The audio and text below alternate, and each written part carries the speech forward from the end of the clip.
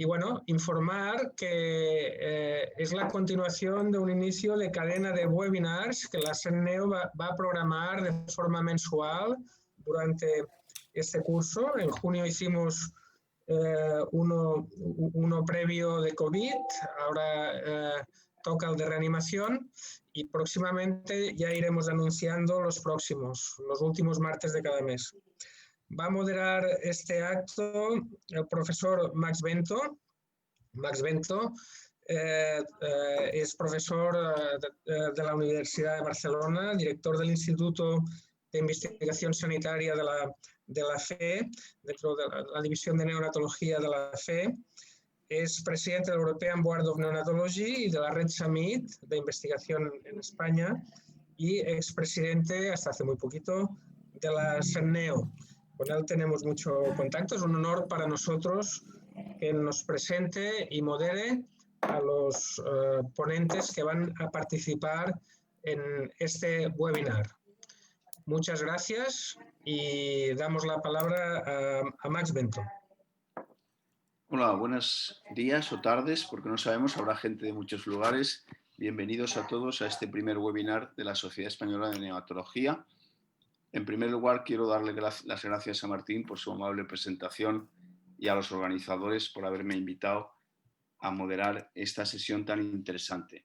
Recordar solamente que estamos en 2020, con lo cual ya han pasado 5 años desde los últimos guías de consenso de ILCOR, American Heart Association y la Sociedad Europea de Reanimación, con lo cual este año al final este webinar tiene un valor extraordinario porque se da precisamente en el momento en que están a punto de salir ya las nuevas recomendaciones.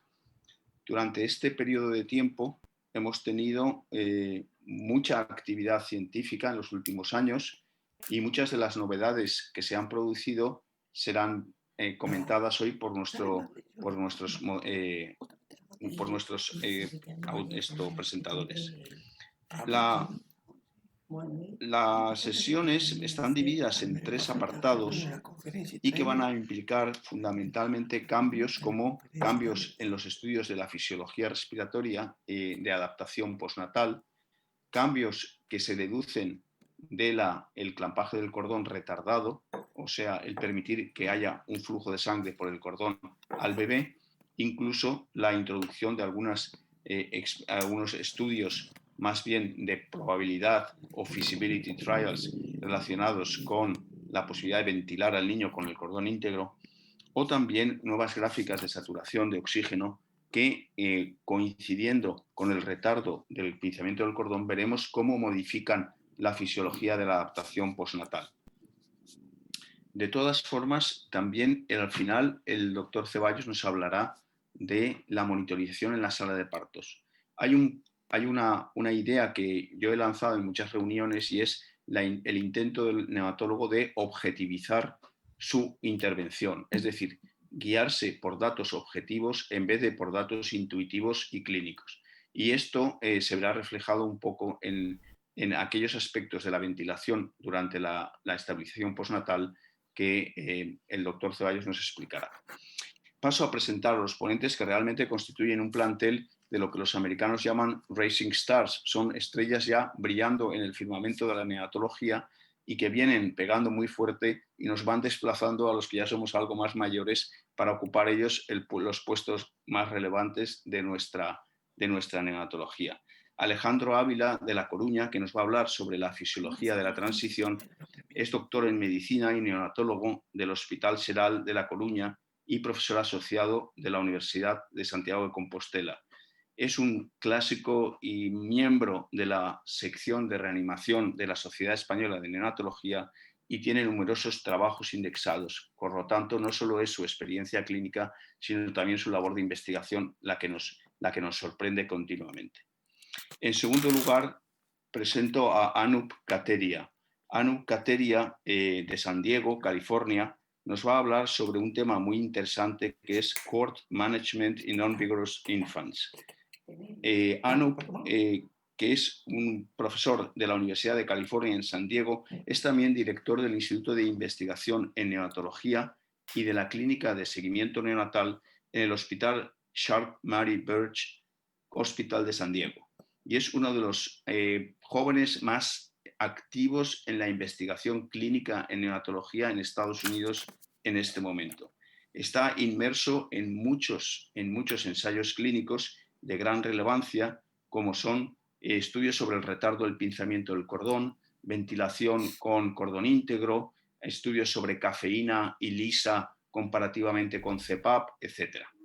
Por lo tanto, tendremos ocasión de escuchar al doctor Anu Kateria en segundo lugar. En tercer lugar, para mí es un motivo de gran satisfacción presentar a Raquel Scritch. Raquel Scritch es una compañera mía del Hospital La Fe de Valencia. Fue mi primera becaria de investigación cuando yo acababa de aterrizar en el Hospital La Fe. Raquel es una trabajadora infatigable y desarrolló una serie de estudios en prematuros sobre oxigenación de los prematuros que podemos considerar que se han convertido en unos clásicos de la neonatología, con más de 500 citas cada uno. Y esto convierte a que cada vez que se habla del tema en cualquier artículo, Raquel aparece por allí dando su opinión. Y entonces ella en este momento nos va a hablar sobre la saturación de oxígeno y la frecuencia cardíaca en las nuevas curvas que hemos desarrollado en nuestro servicio, en nuestro grupo de investigación, y Raquel nos explicará cuáles son los cambios que hemos notado comparativamente con las gráficas de Dawson que se realizaron hace exactamente 10 años. Finalmente, es un placer para mí presentar a Gonzalo Ceballo, todos le conocéis. Es un experto en reanimación, está metido en todas las sociedades y en todas las movidas que hay en reanimación en nuestro país. Es un experto en simulación y ha tenido a bien hacer un trabajo muy interesante y yo le doy un valor extraordinario porque nosotros que hemos participado en un multicéntrico europeo, bueno, internacional, porque participaba Australia, él ha sido capaz de desarrollar un estudio muy parecido, él solo, con todo el esfuerzo que eso supone en el Hospital Gregorio Marañón, que es donde él trabaja. Estoy muy pendiente de escuchar sus palabras y de ver que nos haga los comentarios respecto a la objetivización de la reanimación, de la parte ventilatoria de la reanimación. Y sin más preámbulos, yo creo que ya le voy a dar la palabra al primer ponente, al doctor Alejandro Ávila. Cuando quieras, puedes empezar.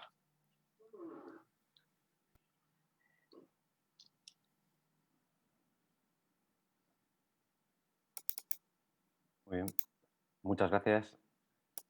Bueno, en primer lugar, como no podía ser de otra manera, me gustaría empezar agradeciendo a la Sociedad Española de Neonatología la organización de estos webinars, por supuesto también a Pacífico el soporte técnico en esta jornada, a Martín por haber contado conmigo y a todo el grupo de reanimación por haber contado conmigo esta tarde y a Max por esa presentación tan amable que ha hecho de mí.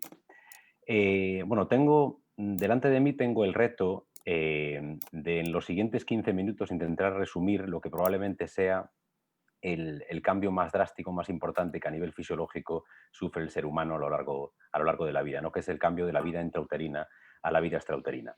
Lo hemos titulado La fisiología de la transición y de la aireación pulmonar. Como sabéis, la mayor parte de los recién nacidos respiran al nacer, incluso la mayor parte lloran, y esto es así también por debajo de las 28 semanas de edad gestacional en los recién nacidos más inmaduros. Esto a priori podría hacernos pensar que a los neonatólogos, los recién nacidos, nos ponen las cosas bastante fáciles cuando nos tenemos que enfrentar a su manejo, a su estabilización en sala de partos. Sin embargo, la realidad es que los neonatólogos seguimos teniendo dudas a múltiples niveles. Seguimos teniendo dudas de cuál es la mejor manera o el conjunto de maneras para mantener una adecuada temperatura del bebé en sala de partos, cuál es la concentración de oxígeno que debemos utilizar, cómo es el manejo del cordón umbilical, cómo debemos establecer el volumen pulmonar, cómo debemos apoyar la ventilación. ¿Y cuál es el motivo para que tengamos tantas dudas aún hoy en día, en 2020? Pues fijaros, probablemente uno de los motivos sea la calidad de la evidencia que tenemos. Si cogemos las recomendaciones ILCOR del año 2015 y cogemos las referencias de esas recomendaciones ILCOR, fijaros, tan solo el 15% corresponde a ensayos clínicos o a metaanálisis y el 73% corresponde a estudios sin grupo control realizados en otras poblaciones, en animales o en modelos mecánicos.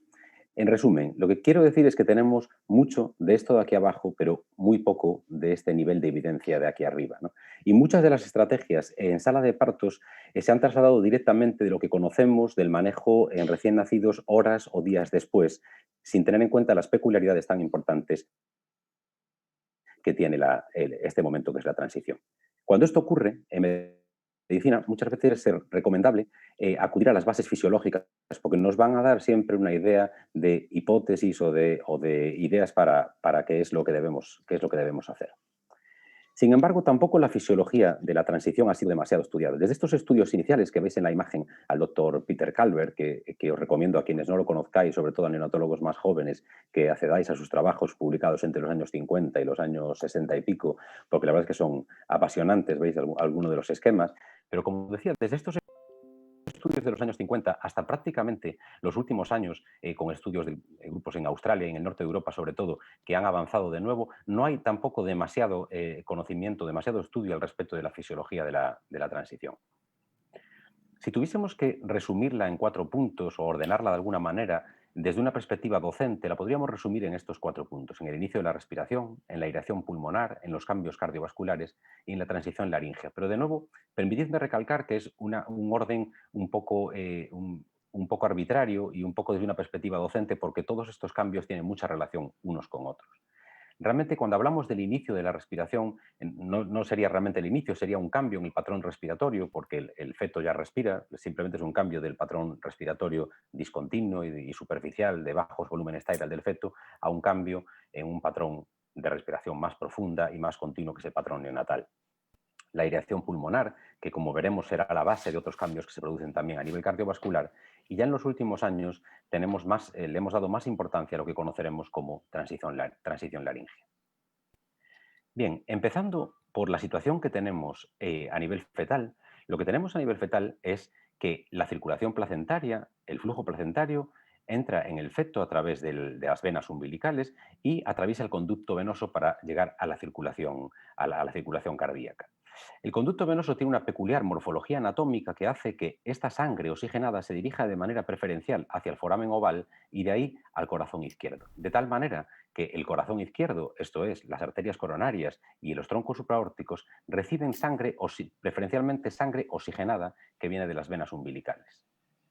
Hay una parte de sangre también que se dirige por vía anatómica estándar al corazón derecho y de ahí se encuentra con que tendría 3 posibles salidas: las 2 arterias pulmonares o el conducto arterioso. Pero en ese momento las 2 arterias pulmonares lo que se encuentran es unos pulmones llenos de líquido, es decir, un circuito de alta resistencia, con lo cual la sangre sigue preferencialmente la vía del conducto arterioso hacia el lado sistémico del feto. ¿Qué quiere decir esto? Quiere decir que los pulmones solo están recibiendo una mínima cantidad de sangre con un objetivo puramente trófico, pero esa mínima cantidad de sangre hace que tampoco los pulmones lleven a través de las venas pulmonares al corazón izquierdo una gran cantidad de sangre. Por lo tanto, de este esquema lo que podemos concluir, y que será importante para lo que hablaremos luego, es que en vida fetal la precarga del corazón izquierdo depende fundamentalmente de lo que le viene por el flujo placentario a través de la vena umbilical. Por lo tanto, las características de la circulación fetal serían un pulmón no aireado, la presencia de los cortocircuitos fetales, del foramen oval, del ductus arterioso y del conducto venoso, y esa dependencia de la precarga del corazón izquierdo de las venas umbilicales. ¿Qué ocurre cuando el recién nacido nace y expande su pulmón, airea el pulmón, y esto va a condicionar una serie de eventos? Primero, se produce un aumento de las resistencias vasculares sistémicas, producido fundamentalmente por el clampaje del cordón umbilical. Se produce una disminución de las resistencias vasculares pulmonares, producido sobre todo por esa aireación del pulmón, y esto condiciona un cierre de los cortocircuitos. ¿Por qué ocurre esto? La aireación del pulmón, como decíamos, disminuye las resistencias vasculares pulmonares y eso hace que ese corazón derecho, que hasta ahora mandaba la sangre a través del conducto arterioso, tiene una vía más fácil a través de las arterias pulmonares y el pulmón empieza a recibir sangre. Al empezar a recibir sangre, también manda sangre a través de las venas pulmonares al corazón izquierdo y, como sabéis, la morfología de flap que tiene el foramen oval hace que, al precargarse la aurícula izquierda, ese flap se cierre y se cierre también, al menos de una manera funcional, el foramen oval. De tal forma, la disminución de las resistencias vasculares pulmonares, el aumento de las resistencias vasculares sistémicas condiciona también el cierre de los cortocircuitos. Pero esto ya os dais cuenta que es en una situación estándar, en una situación en la que los pulmones se airean y el cordón se clampa más o menos al mismo tiempo. Pero ¿qué pasa si esto no ocurre de esta manera? Es decir, si el clampaje de cordón o el pinzamiento de cordón ocurre en ausencia de un pulmón aireado, es decir, que nosotros no hemos sido capaces de hacerlo artificialmente o que el bebé no lo ha hecho de manera espontánea. Lo que ocurre es que al clampar el cordón se va a producir un aumento de la presión arterial, un aumento de las resistencias vasculares sistémicas y decíamos que el corazón izquierdo, su precarga dependía fundamentalmente de lo que venía por las venas umbilicales en ausencia de un pulmón aireado. Como este pulmón todavía no está aireado, lo que va a condicionar es una reducción en los siguientes segundos o minutos del gasto cardíaco izquierdo que puede tener potenciales repercusiones clínicas. Es solo cuando se inicia la respiración de manera artificial o de manera espontánea y conseguimos airear el pulmón, cuando se invierte esta situación y en los siguientes segundos o minutos se empieza a recuperar el gasto cardíaco. Esto es la base de esas estrategias que seguramente todos conocéis, que son las estrategias de clampaje de cordón basadas en la fisiología. Estas estrategias, estudiadas sobre todo en modelos animales, en modelos experimentales, lo que parece es que se asocian a una transición más suave, una transición más estable. Las estrategias de ventilar antes de clampar, como vemos en estos gráficos, que son en modelos animales, en ovejas. Sin embargo, conviene aclarar que cuando estas bases teóricas, estas bases fisiológicas y que se han estudiado en modelos animales, cuando las queremos trasladar a la clínica, cuando los queremos trasladar a estudios en modelos clínicos, todavía no tenemos evidencia y hacen falta estudios que seguramente en los próximos años tengamos alguno. Por ahora poco más sabemos, como decía Max en la introducción, de que es factible realizarlo y tenemos tan solo, que yo sepa, un solo ensayo clínico publicado este año en Resuscitation y que básicamente nos dice que no hay demasiadas diferencias con el clampaje tardío de cordón hecho marcado por un tiempo determinado. ¿Qué concluimos de estos eventos, de estos cambios a nivel cardiovascular? Lo que podemos concluir es de la importancia de la aireación pulmonar. Tan importante es que no nos podemos equivocar si decimos que apoyar la transición es de algún modo apoyar la aireación pulmonar. Por lo tanto, permitidme que dedique los últimos 5 o 10 minutos para decir cómo tiene lugar a nivel fisiológico la aireación pulmonar. ¿Qué nos encontramos inicialmente? Inicialmente nos encontramos en vida fetal, antes de que el bebé nazca, nos encontramos unos alveolos, un pulmón lleno de líquido. Se estima que aproximadamente un recién nacido a término, un feto a término, tiene que expulsar unos 100 mililitros de líquido pulmonar cuando nace. El líquido pulmonar, que como sabéis tiene unas características además peculiares, distintas que el líquido amniótico. ¿Cómo puede el feto hacer esto? Clásicamente se ha descrito un mecanismo que seguramente todos conocéis, que es un mecanismo osmótico. Esto quiere decir, es un mecanismo dependiente de los canales de sodio, en el que la liberación de hormonas de estrés durante el proceso de parto, sobre todo en base a la adrenalina, cambiaría estos canales de calcio, activaría estos canales de sodio, perdón, no de calcio, estos canales de sodio que pasarían de tener una función más secretora a una función reabsortiva, de tal manera que se iría reabsorbiendo el agua del alveolo. Sin embargo, este mecanismo es un mecanismo lento, cuando nosotros sabemos que el vaciado de agua de pulmón es un mecanismo, por lo menos inicialmente, rápido. Y además este es un mecanismo que al menos en prematuros no está completamente desarrollado y con lo cual tenemos que tener algún otro mecanismo alternativo. ¿Cuál es ese mecanismo responsable en última instancia del vaciamiento de agua de pulmón? Es el aumento de la presión transpulmonar. El aumento de la presión transpulmonar se empieza a producir ya con las propias contracciones uterinas dentro del útero, se continúa produciendo con la compresión de la caja torácica, lo que con la propia salida del feto por vía vaginal, lo que se conoce como squeeze vaginal, pero en último término, el gran aumento de la presión transpulmonar se consigue con la contracción diafragmática y la generación en la caja torácica de una presión intrapleural negativa, subatmosférica, que hace que se genere una gran presión transpulmonar y que ese agua se desplace de las vías respiratorias y de los alveolos hacia el intersticio. Pero tan solo una pequeña cantidad de ese agua que se desplaza se va directamente a la vasculatura pulmonar y al torrente sanguíneo. En realidad, la mayor parte de la sangre del agua se queda en el intersticio, generando una presión positiva en el intersticio. Y además ha ocurrido otra cosa. Se ha generado una tensión que hasta ahora no teníamos, una tensión aire líquido, en la que, como sabéis, esa tensión superficial en ese momento tiene mucha importancia el papel de surfactante, como todos ya conocéis. ¿Qué podemos concluir de esta segunda fase? En esta segunda fase, en la que aquí hay un aumento de la presión y que aquí hay una tensión superficial aire líquido, lo que podemos concluir es que el alveolo sigue teniendo una tendencia a colapsarse en esos siguientes minutos o incluso horas, y que el agua sigue teniendo una tendencia a reentrar en el alveolo. Es tan solo pasadas unas horas cuando los linfáticos empiezan a hacer su trabajo, cuando en el intersticio ya hay una presión intersticial negativa y entonces entramos en un momento de mayor equilibrio.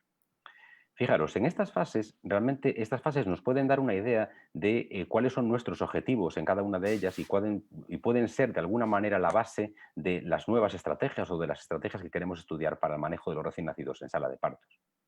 En esta primera fase, el objetivo último que tenemos es vaciar el agua del pulmón. En esta segunda fase, el objetivo último que tenemos es evitar el colapso del alveolo y evitar la reentrada del agua. Y sobre todo esto lo vamos a hacer cuando la presión en el alveolo es menor, es decir, al final de la expiración, que será cuando sea más fácil para el agua reentrar en el alveolo. Y en la última fase, entonces sí, nuestro objetivo será ventilar, oxigenar, mantener la homeostasis respiratoria. Por lo tanto, en esta primera fase, si queremos vaciar el agua, lo que necesitaremos será más presión o más tiempo, y en un principio no debería ser necesario un tiempo expiratorio, ya que lo que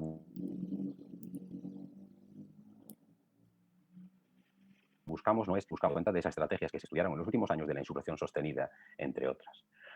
En esta segunda fase, nuestro objetivo de mantener la capacidad residual funcional se conseguirá básicamente con esa presión positiva al final de la expiración, y en esta tercera fase nuestro objetivo será sobre todo conseguir esa homeostasis respiratoria mientras minimizamos el daño.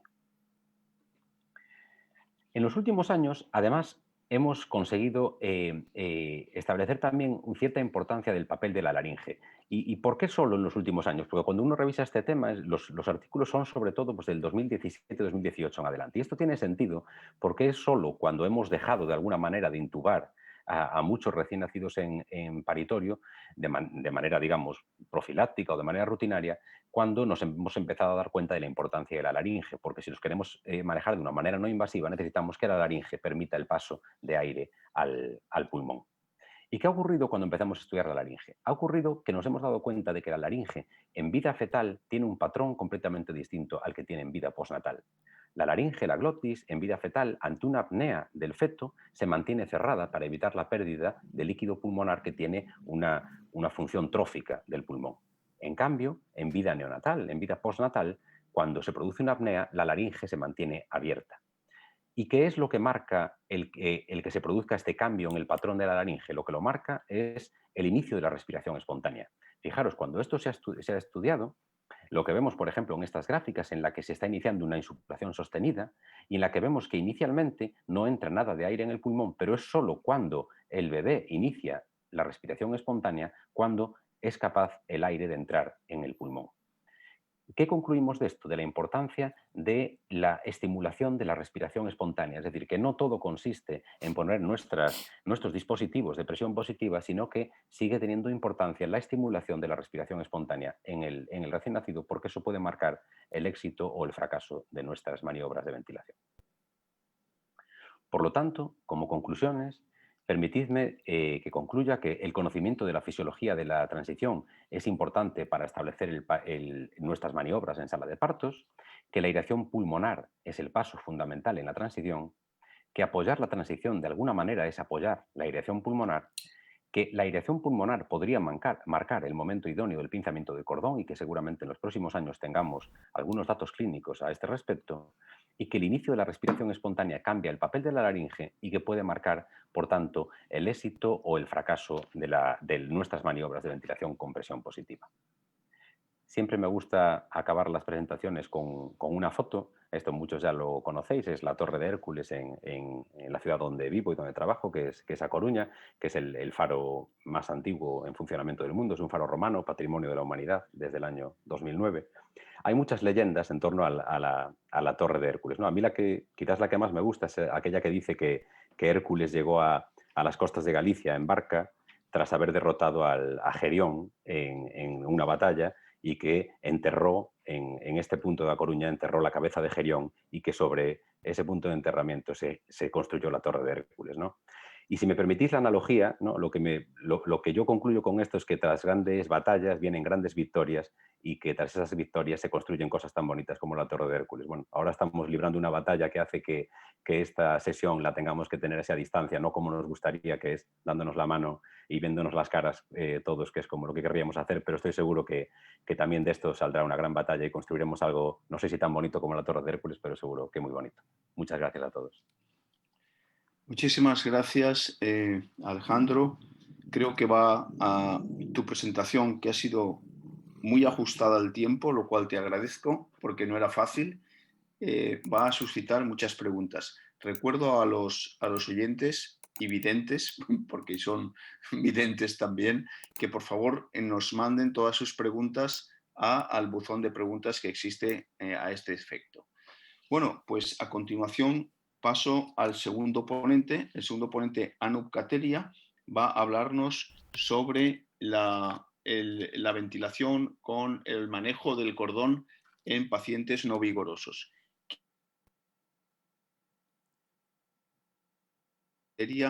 Se las van a hacer justo después de que él concluya su presentación, porque por motivos profesionales tiene que abandonar antes de tiempo la reunión.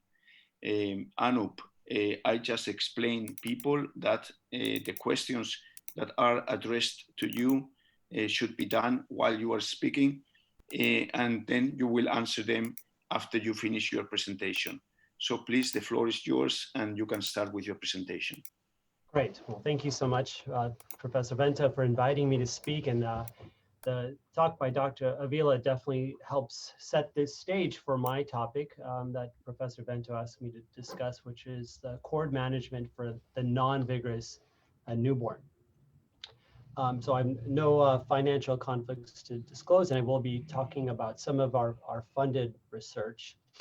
And so I thought the best way to explain what to do with the non-vigorous baby is to first talk about what happens in the healthy baby. And so I have the privilege of some of these cartoons by Professor Satyan that helps explain some of these things. And really there are four things that help drive placental transfusion, or blood moving from the placenta to the newborn. If you look up here in the top right, the biggest driver of moving blood from the placenta to the infant are uterine contractions, or the big uterus, or this sort of orange shape over the placenta helps squeeze the pressure. And we've seen studies showing that up to 100 millimeters of mercury pressure can be applied onto the placenta from the uterine contractions. And then next you have the spasm of the umbilical arteries. We know that in fetal life that blood is being moved back and forth from the fetus into the placenta, but after birth, the umbilical artery will begin to spasm, so you have a net blood movement in towards the baby through the umbilical vein. On the top right, and we heard this from Professor Avila as well, that breathing or having a negative intrathoracic pressure that occurs with respirations is an important driver of placental transfusion, because we know that pulmonary blood flow needs to increase to 100% after delivery for a successful transition. And then lastly, intrinsic cardiac activity. The heart needs to pump blood to move it from the umbilical venous circulation into their pulmonary circulation. And 99% of the time, all of these things occur, and then we have a nice pink healthy baby who's crying and breathing and receives placental transfusion by delayed cord clamping. Now, what happens though when we as neonatologists attend these deliveries? We know that then the priority of the obstetric team is to transfer the baby as soon as possible to the neonatal team. And so by doing so, they have to cut the cord early, and that truncates or cuts short the normal redistribution of blood from the placenta to the newborn infant. And so what happens to these four things that are happening when babies are needing to have urgent delivery and urgent resuscitation? Well, one, we lose some of the benefits of having uterine contractions. Some of pregnancies don't have any contractions when the mothers have preeclampsia or other maternal indications for delivery. And we know that cesarean section cuts through the placenta, through the uterine wall, and that might have effects on how well the placenta functions as far as having pressure around it when the uterus is cut. And we know that more preterm infants are often delivered by cesarean section for many reasons of concern for the baby or the mother. We also know that when nuchal cord occurs in an infant where the cord is wrapped around the baby's neck, that in fact you might truncate some of the placental blood flow to the infant, because we know that the thinner walled umbilical vein becomes compressed while the thick muscular artery stays open. So blood can be moving away from the infant into the placenta while no blood is entering into the baby. If the baby has apnea, respiratory depression, or as we see many times, and I'll show this in a few slides, preterm babies need some time to start breathing, so we don't get that benefit of normal lung aeration that we would expect, and therefore blood flow moving into the infant. And then lastly, in very severe cases where the baby might be extremely depressed or have severe bradycardia or asystole, we don't really know how well placental transfusion works in the cases where the baby's heart rate is not working efficiently. So looking at how to improve these things is a great area of research. But in the end, if all of these things or some of these things are happening, we end up as a neonatologist getting a baby that has relatively hypovolemia, and therefore it becomes more difficult to resuscitate.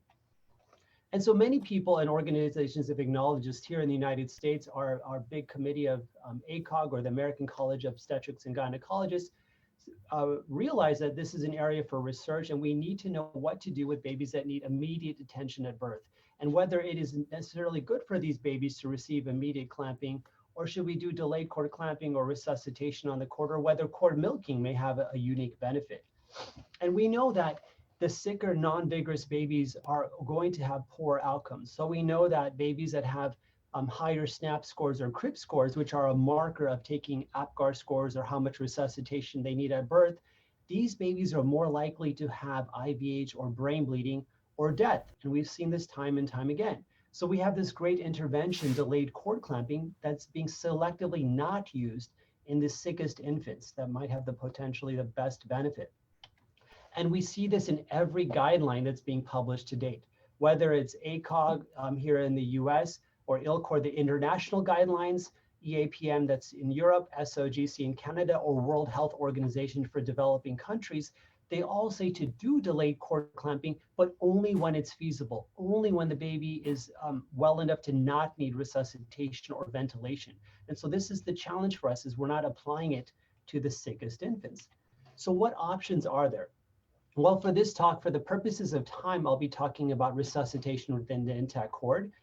Some of you might have known this other technique of cord milking. You can cut the cord and milk the cord, or you can milk the cord several times while it's connected. And there are some benefits, but also some risks of these procedures as well, which we're happy to get to in the question section. But for the purposes of this talk, the idea of ventilating the baby, is that a viable option while they're still connected to the cord? And we heard in Professor Vila's discussion that this is physiologically appropriate.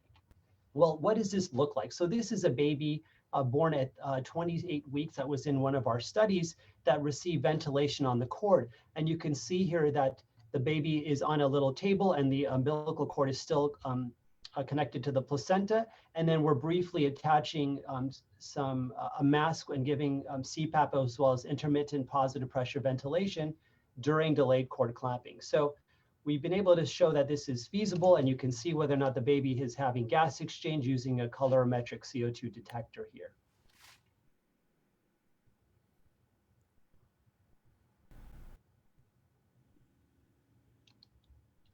So we did a randomized controlled trial where we looked at ventilating the babies, as you saw in the video, compared to just drying and stimulating the baby alone.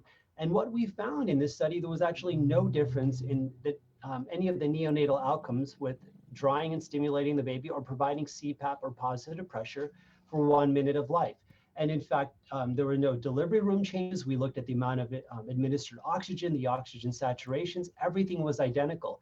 But when we went back and looked at the onset of breathing between the two groups, the red line being the babies who were ventilated, the blue line being the babies who were just receiving delayed cord clamping alone, you can see that the onset of breathing was identical in both groups. That is, by 20 seconds of life, only 40% of these babies were breathing.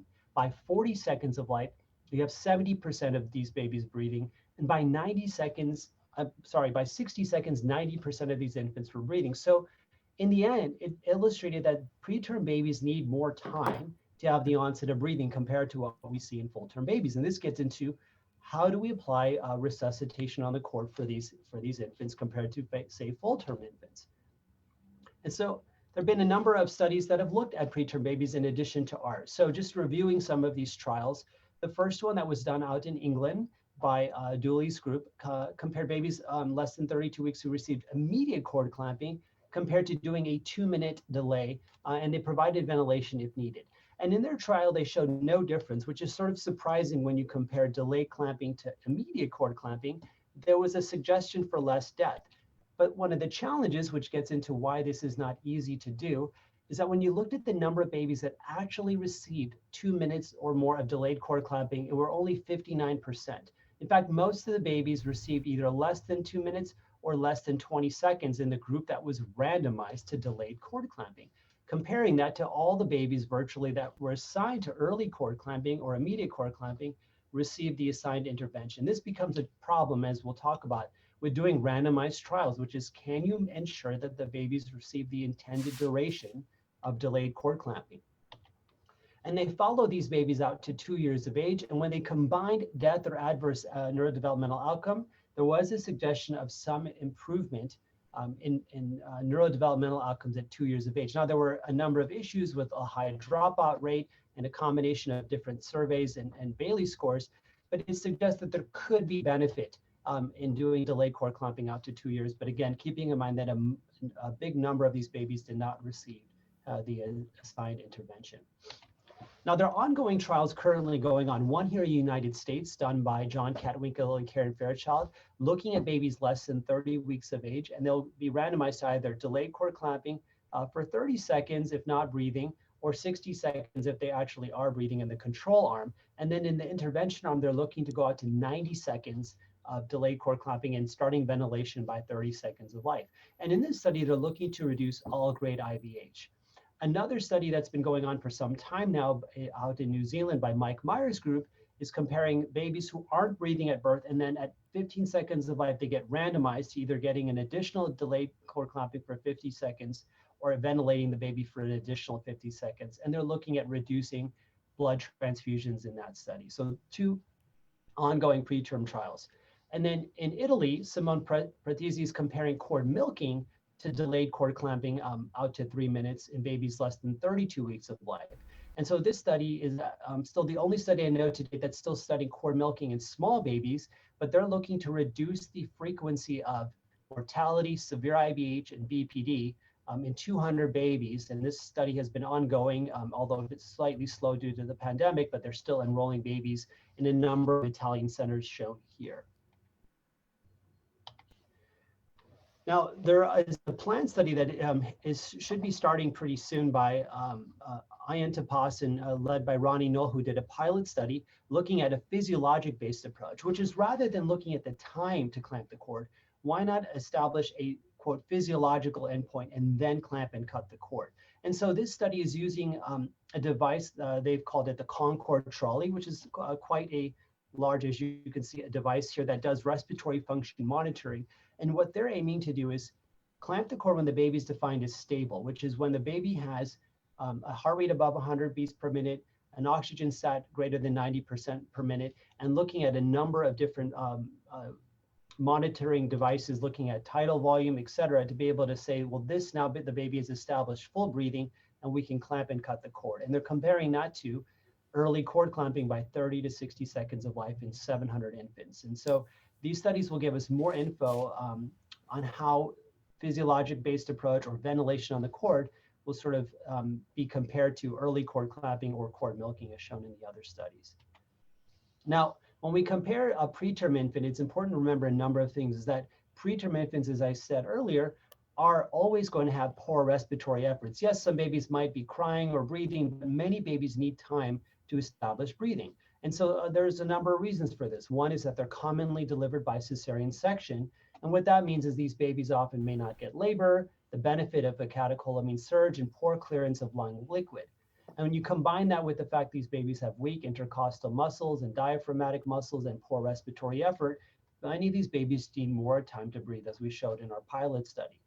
The downside of that with preterm infants is that if we're going to go much longer with delayed cord clamping in these infants, we need to know that it's safe for the mother, which is we want to ensure that there's not excessive maternal blood loss. And there's one study that was done out in Thailand that did suggest increased postpartum hemorrhage in infants that had prolonged uterine incision times. And I think as we continue to go out further, there might be better techniques, obstetrical techniques, et cetera, that can minimize this, but we still need to make sure we continue to look at the mother if we're going to do extended delayed cord clamping. Now, comparing that with a term infant, and I'll get into a few studies looking at this group, resuscitation on the cord for some reasons may be actually easier, which is that in term babies, vaginal delivery is more common, so you get the benefit of uterine contractions in these infants. And most term babies should generate a good respiratory effort by 10 to 15 seconds.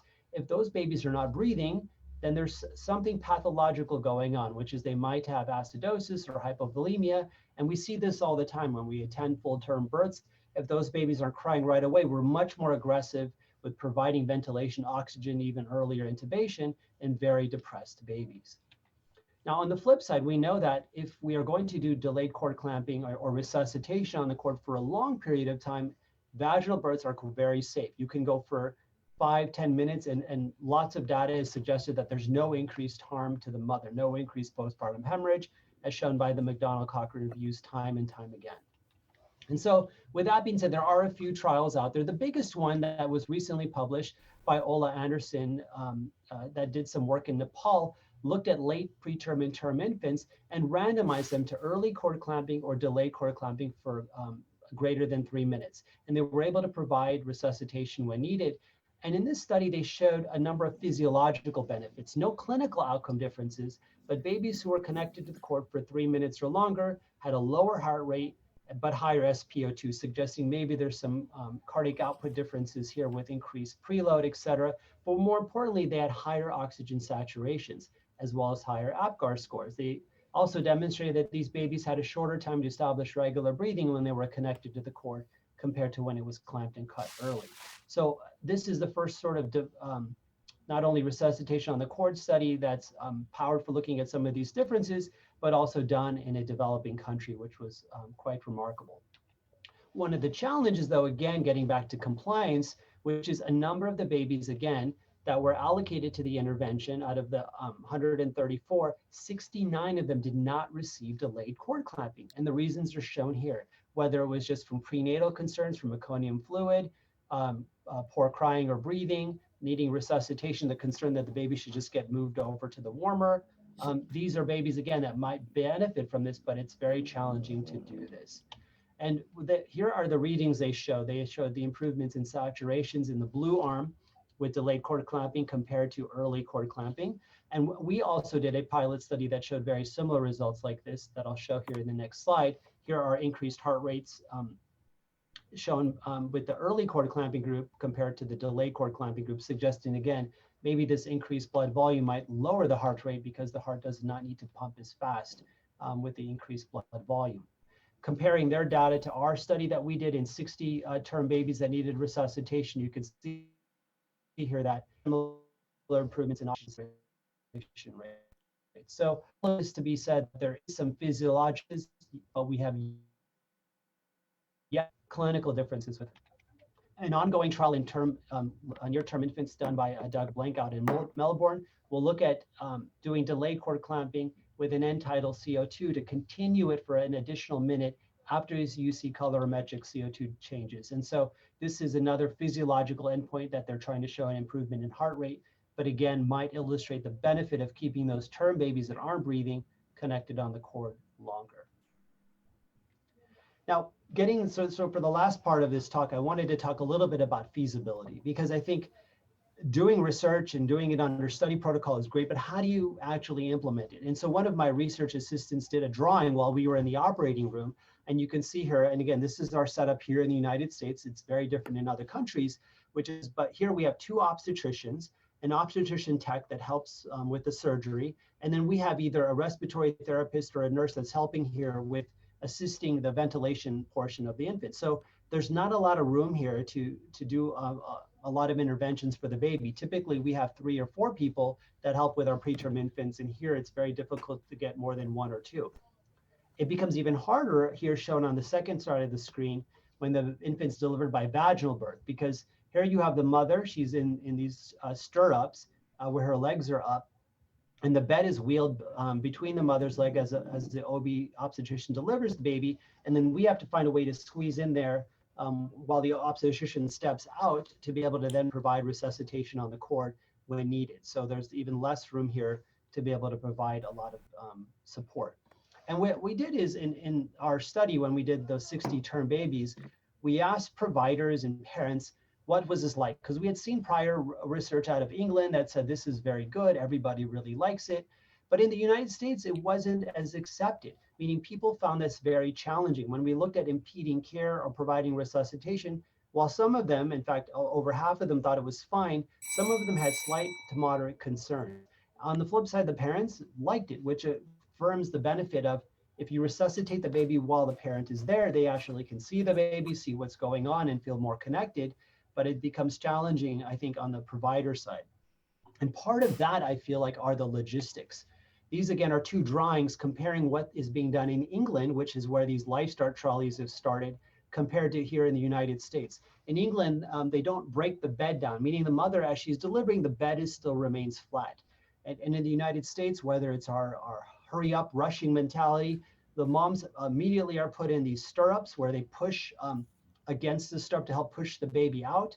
And it creates a limited amount of space, as you can see here, for the provider to then provide resuscitation to the infant. So part of this really is redesigning how birth happens if we're going to allow for resuscitation on the cord to occur, is how do you get everybody in there? What is the role of the obstetrician and the neonatologist or the pediatric team and all the other staff members to care for the mother as well as for the baby, all in the same confined space? And that's where some of the logistics need to still be worked out, in my opinion, before we can do this.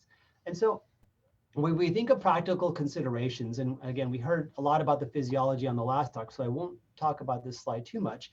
But you know, when we looked at this, we saw the work coming out of Australia from Stuart Hooper's group and said, this is great. These lambs are doing fantastic with good heart rates, as shown here in the white dots, and good cardiac output and carotid blood flow, et cetera. This is what we think will happen to the baby. When in fact, this is not what the baby's actually experiencing. These are what the lambs ended up undergoing. They were intubated, they had flow probes put in, they were anesthetized. This was a very different population than what we are dealing with in resuscitating preterm and term newborns. And in fact, we've seen work, this is some respiratory function monitoring tracings by von Barden's group in Leiden, and similar work has been done by Gianluca Lista out in Italy, that babies have airway obstruction. When we look at something like sustained inflation shown here in the red, where a panel A is one baby getting a sustained inflation, and you can see there's some breathing going on here as shown by the arrows, and here on the green tracing shown by flow and tidal volume. Baby B here is getting the same sustained inflation, but there's no flow. And I think the idea is when we're giving breaths, we don't always know if these babies are actually ventilating. And there's a number of new things being looked at, different amounts of oxygen, et cetera, that are being evaluated on how to get the airway open. But this is not as ready as if we just ventilate the baby for a minute or two, that all of a sudden air is going to start entering the lungs and we're going to get great gas exchange. So we still need to sort some of these practical considerations out. The other thing is for research is how do we ensure that babies receive the assigned intervention? And I talked about this earlier. When you look at the studies that have gone longer and longer in duration, Judy Mercer's study back in the early 2000 did 30 to 45 seconds. The Australian placental transfusion trial did 60 seconds, and the England study did 120 seconds. As you go up in duration, the compliance goes down. And so the question is, and we'll see how the results come out from the study from Leiden looking at 3 minutes, or the Italian study looking at 3 minutes, are we going to see the same compliance as these researchers go further out? That is, will people feel comfortable if the babies are not breathing to keep them in this protocol? Because if they don't, then we still keep excluding the sicker babies from receiving this benefit. And then it still dilutes our data to be able to say, is this beneficial to these infants or not? And so kind of to wrap up sort of the pros and cons of resuscitation and delayed cord clamping, yes, it's physiologic. And again, we've seen some nice slides shown in the prior talk. Maternal bonding and the parents enjoy this quite a bit, but there are challenges and you just need to be aware of that if you're going to use this in your hospital. Cord length, which I didn't talk about, is many babies who need resuscitation, especially preterm infants, have shorter cords. A twin has a shorter cord because the placenta is further back posteriorly in the uterus. You have to deal with these things in trying to get the bed closer to the mother. In fact, sometimes it's not, and then they cut the cord to move the baby to the bed, which defeats the purpose. We need to be able to also assess maternal safety data in all trials. If you're doing cord management studies, we need to look at maternal blood loss and maternal hemoglobin. And then the last part, which I think to me personally is really been part of my career, is those of us that do resuscitation research, that we want to look at oximetry data, EKG data. How do we incorporate this into when we're looking at delayed cord clamping and that they're connected to the mother? How do we properly assess these parameters? And knowing that these numbers may be different. We now know that oximetry numbers are different if they're on the cord versus not. So our curves will be different. We know that heart rate may be lower. So we have different things to respond to, but yet we still have difficulty monitoring these babies, and we have difficulty with getting staff in the correct spaces. So these are lots of different logistics that we still need to sort through before we can feel confident, in fact, that we can do delayed cord clamping with resuscitation. So in conclusion, resuscitation with intact cord has great physiological benefits. I think until we can demonstrate improvements in clinical outcomes that, yes, in fact, going to 2, 3, 4, 5 minutes, et cetera, has a great benefit in these infants, and we need to be able to work through these logistics, we cannot universally recommend intact cord clamping. I think there are a number of things that we are looking at. One of the things, and I didn't have time to talk about this here, is should we give slightly higher oxygen levels during delayed cord clamping, because there may be differences in these babies without the harm and the negative aspects that we see when we give higher oxygen after the cord is cut. But these are still things that need to be sorted out before we can say, yes, resuscitate all babies while the cord is connected.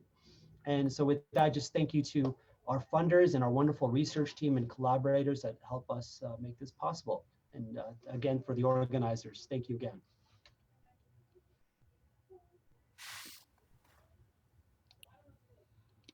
Thank you, Anu, for your very nice and comprehensive presentation. I haven't seen specific questions for you right now, but I had a couple of questions that maybe you will be so kind to answer.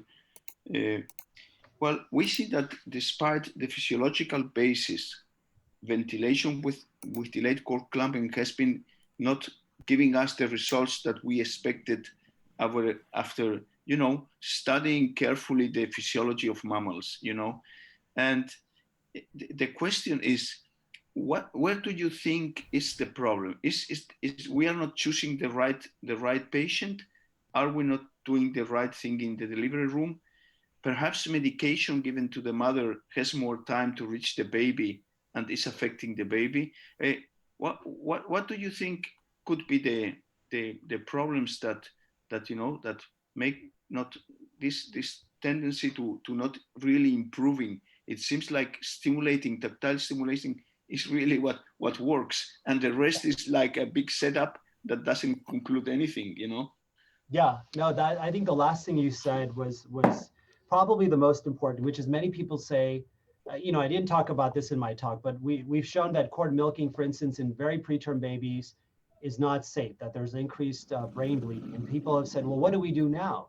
And my answer to them is try to do a better job with stimulation and delayed cord clamping, because if we can all as neonatologists encourage our obstetrical colleagues to just rub the baby's back and get them to breathe and give them some time, if these babies all start to breathe, number one, as we've talked about the physiological benefits, and two, get at least to 60 seconds, you'll see a benefit in a number of these morbidities. And I think before we talk about resuscitation on the cord, I think we have to think about how do we make sure all of our babies are at least getting a minute, if not longer, of staying connected to the cord, even if they don't look like they're breathing.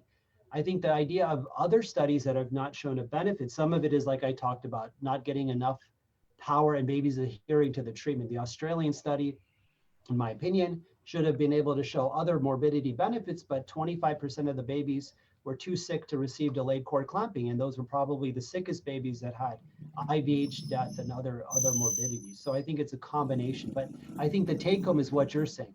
How do we get everybody to agree that we can all wait a minute at least to get these babies, at least for the preterm babies, to get them to breathe? And then looking at some of the other subgroups, like do we need to provide more oxygen? Do we need to do better with ventilation to help recruit the lung? Those are other things that we can still study. You know that among preterm infants there is a big percentage of twins. So Yes. what would be your position when you have a second twin coming out? Would he not benefit from delayed cord clamping or ventilation Yes. with delayed cord clamping? And we had 30% of our population in our first resuscitation study of 150 babies.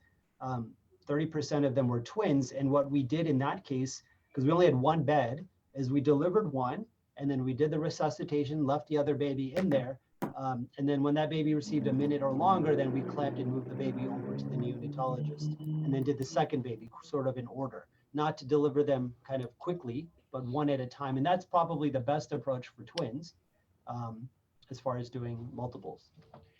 I have a question for you, Marta Africano. I think she's from Colombia, and she asked you, what are the risks for the mother of resuscitation with intact cord? Yeah, that's a great question. So one risk that has been theoretical is infection, which is how do we ensure that when we're in touching the baby, the equipment, the masks and the T-piece and what we're using are not sterile, they're clean. But what we do is our best is the baby's on a sterile field, and we try to, once we're touching the baby and ventilating, we don't touch anywhere else on the sterile field. But it's something that people are monitoring, and we acknowledge that this is a theoretical risk, that more people are in there and there's non-sterile equipment on the bed. But we keep it separately from the mother, which is why we don't do everything on the mother's abdomen. We do it on this trolley that separates it from the mother. But that's a great risk. And then the other one, like I talked about, if we go longer, we want to ensure that there's not excessive maternal bleeding. If we're doing, I have not myself done 4 or 5 minutes, but there have been a few studies on diaphragmatic hernia, babies that have gone out longer, from one in France and one in Denver and Philadelphia, that have looked at longer delays at C-section and haven't shown anything yet, but small numbers. Okay, another question for you is, how do you avoid hypothermia during resuscitation with delayed cord clamping?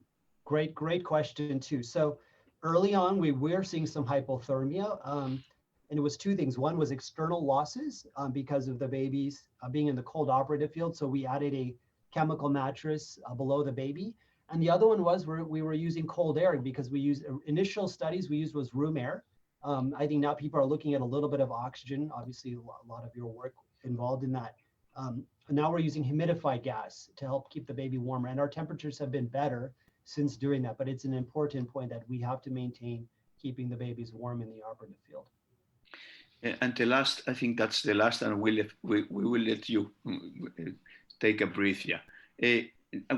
Macarena is asking, if the mother is in cardiac insufficiency and needs an emergency cesarean section, do you allow for delayed cord clamping, or would you clamp the cord immediately? If the mother is having cardiac... The mother is having the problem, yeah.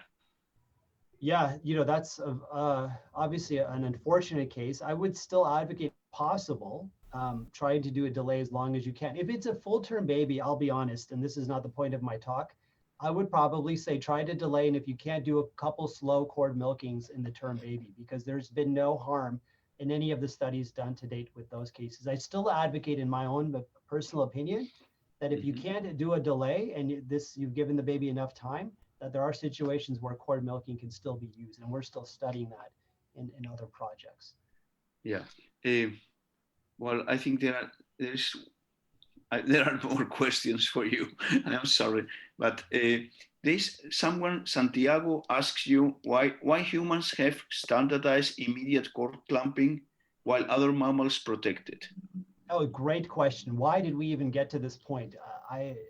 Many people have asked it, and the early theories are number of people. One was Virginia Apgar, when she was an anesthesiologist, advocated that we needed to give the baby quickly for assessment and avoid anesthetics getting to the baby, which built in immediate cord clamping.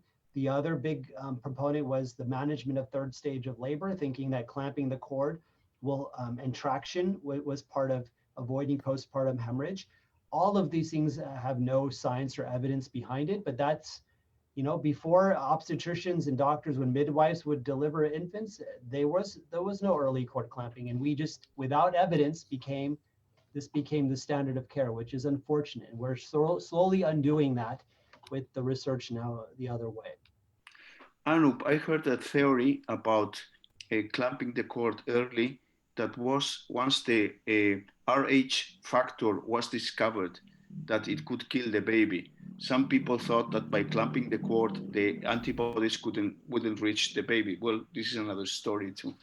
Yeah, and there was a study that reviewed that by Govum that looked at RH babies and said that actually they got less blood transfusion even when they were RH negative, and that helped sort of quell some of that. But yeah, great.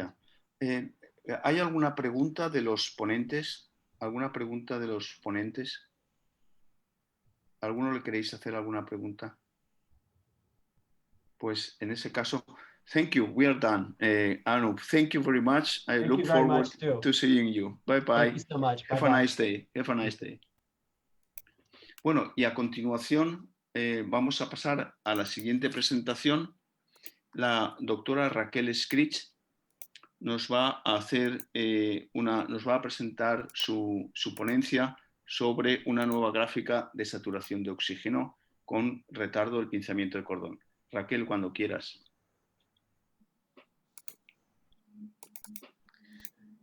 Hola, buenas tardes a todos. En primer lugar, agradecer a Martín, al grupo de RCP de la SEN y al comité organizador que me hayan invitado esta tarde a esta sesión, y agradecer también a Mas las bonitas palabras que ha tenido conmigo y gracias por la confianza que siempre depositas en mí. Bueno, yo me voy a centrar concretamente en la transición del estado de oxigenación y el papel que tiene el pinzamiento tardío del cordón.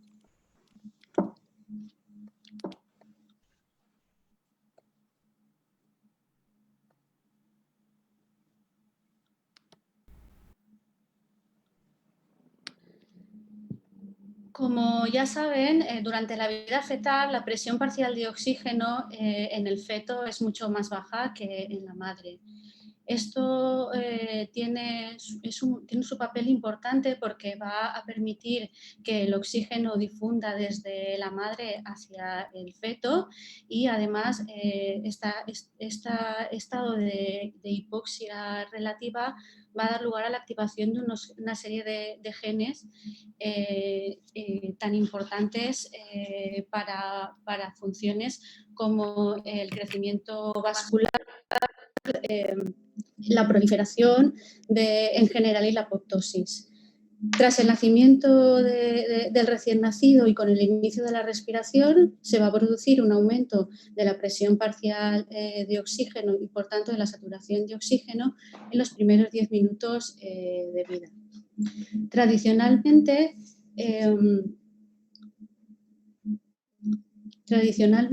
el estado de oxigenación se ha valorado observando la coloración del recién nacido. Sin embargo, cuando se ha querido relacionar la saturación de oxígeno con la coloración, y así lo demuestra este estudio de O'Donnell, existe una gran variabilidad entre lo que uno percibe y el estado real de oxigenación en el recién nacido. Por tanto, desde el año 2010 se retira la coloración de las recomendaciones como dato que valora la oxigenación en el recién nacido. Paralelamente, a lo largo de la primera década del año 2000 se empieza a introducir el pulsioxímetro en la sala de partos como método para objetivar el estado de oxigenación en el recién nacido. Y en el año 2010 Jennifer Dawson publica o elabora estas gráficas de percentiles de saturación de oxígeno en recién nacidos sanos de cualquier edad gestacional en los primeros 10 minutos de vida. En este estudio participamos 2 hospitales terciarios, el Royal Women de Melbourne y el Hospital La Fe de Valencia, y es a partir de estas gráficas de donde se obtienen los rangos de referencias actuales que nos van a permitir ajustar el aporte de oxígeno en la reanimación a lo largo de la reanimación. Y en el año 2015 aparecen las distintas sociedades publican los distintos rangos de saturación diana recomendables. Entonces podemos ver los puntos rojos que corresponden a las guías europeas y las rayas azules que corresponden a las guías americanas, que nos ofrecen o nos recomiendan unas saturaciones dianas alrededor del percentil 25-50, y en naranja tenemos las recomendaciones nacionales que nos recomiendan mantener una saturación, o que el límite de saturación que no debemos bajar sea alrededor del percentil 10-50. Paralelamente a todo esto,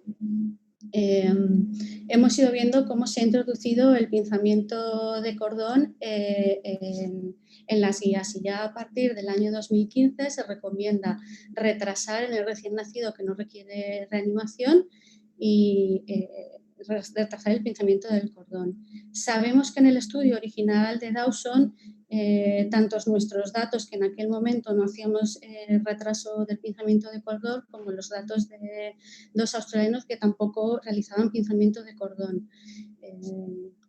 Y en esta línea nosotros quisimos hacer un estudio que relacionara las saturaciones de oxígeno con el retraso del pinzamiento de cordón. Para ello, recientemente hemos publicado un estudio observacional prospectivo cuyo objetivo fue construir unas gráficas de saturación de oxígeno, unas gráficas de percentiles de saturación de oxígeno a lo largo de los primeros 10 minutos de vida en recién nacidos a términos que no precisaron reanimación, frutos de embarazos normales y partos vaginales, en los que se retrasa el pinzamiento del cordón al menos 60 segundos. Cabe destacar, este estudio ha sido llevado a cabo por el personal de enfermería de nuestro grupo de investigación. Celia Padilla es una matrona que está haciendo el doctorado con nosotros, que junto con Susana Bausabli, que es otra matrona, y Álvaro Solaz, que es enfermero del grupo, fueron los encargados de realizar el estudio y procesar los datos. Cabe destacar en cuanto a la metodología que ellos nunca intervinieron en la toma de decisiones en cuanto al manejo del recién nacido, y que para descartar aquellas señales de mala calidad no solo se utilizaron la ausencia de señales propias que ofrece el monitor, como señales de baja calidad, sensor fuera o ambiente o baja señal, sino que se descartaron aquellos registros que indicaban una mala perfusión utilizando el índice de perfusión que ofrecen los pulsímetros máximos, y del cual existe actualmente datos de normalidad durante la transición fetal neonatal.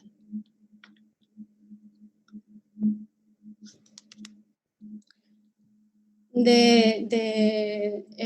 este estudio se recogieron datos en 282 recién nacidos. Esto es una tabla de población en la que vemos datos de gestación, sexo, etcétera, y además cabe destacar que el tiempo del retraso del cordón fue de 110 segundos de media, que es un tiempo bastante largo, y el tiempo desde el nacimiento hasta que se obtiene la primera determinación de saturación de oxígeno es de una mediana de 62 segundos.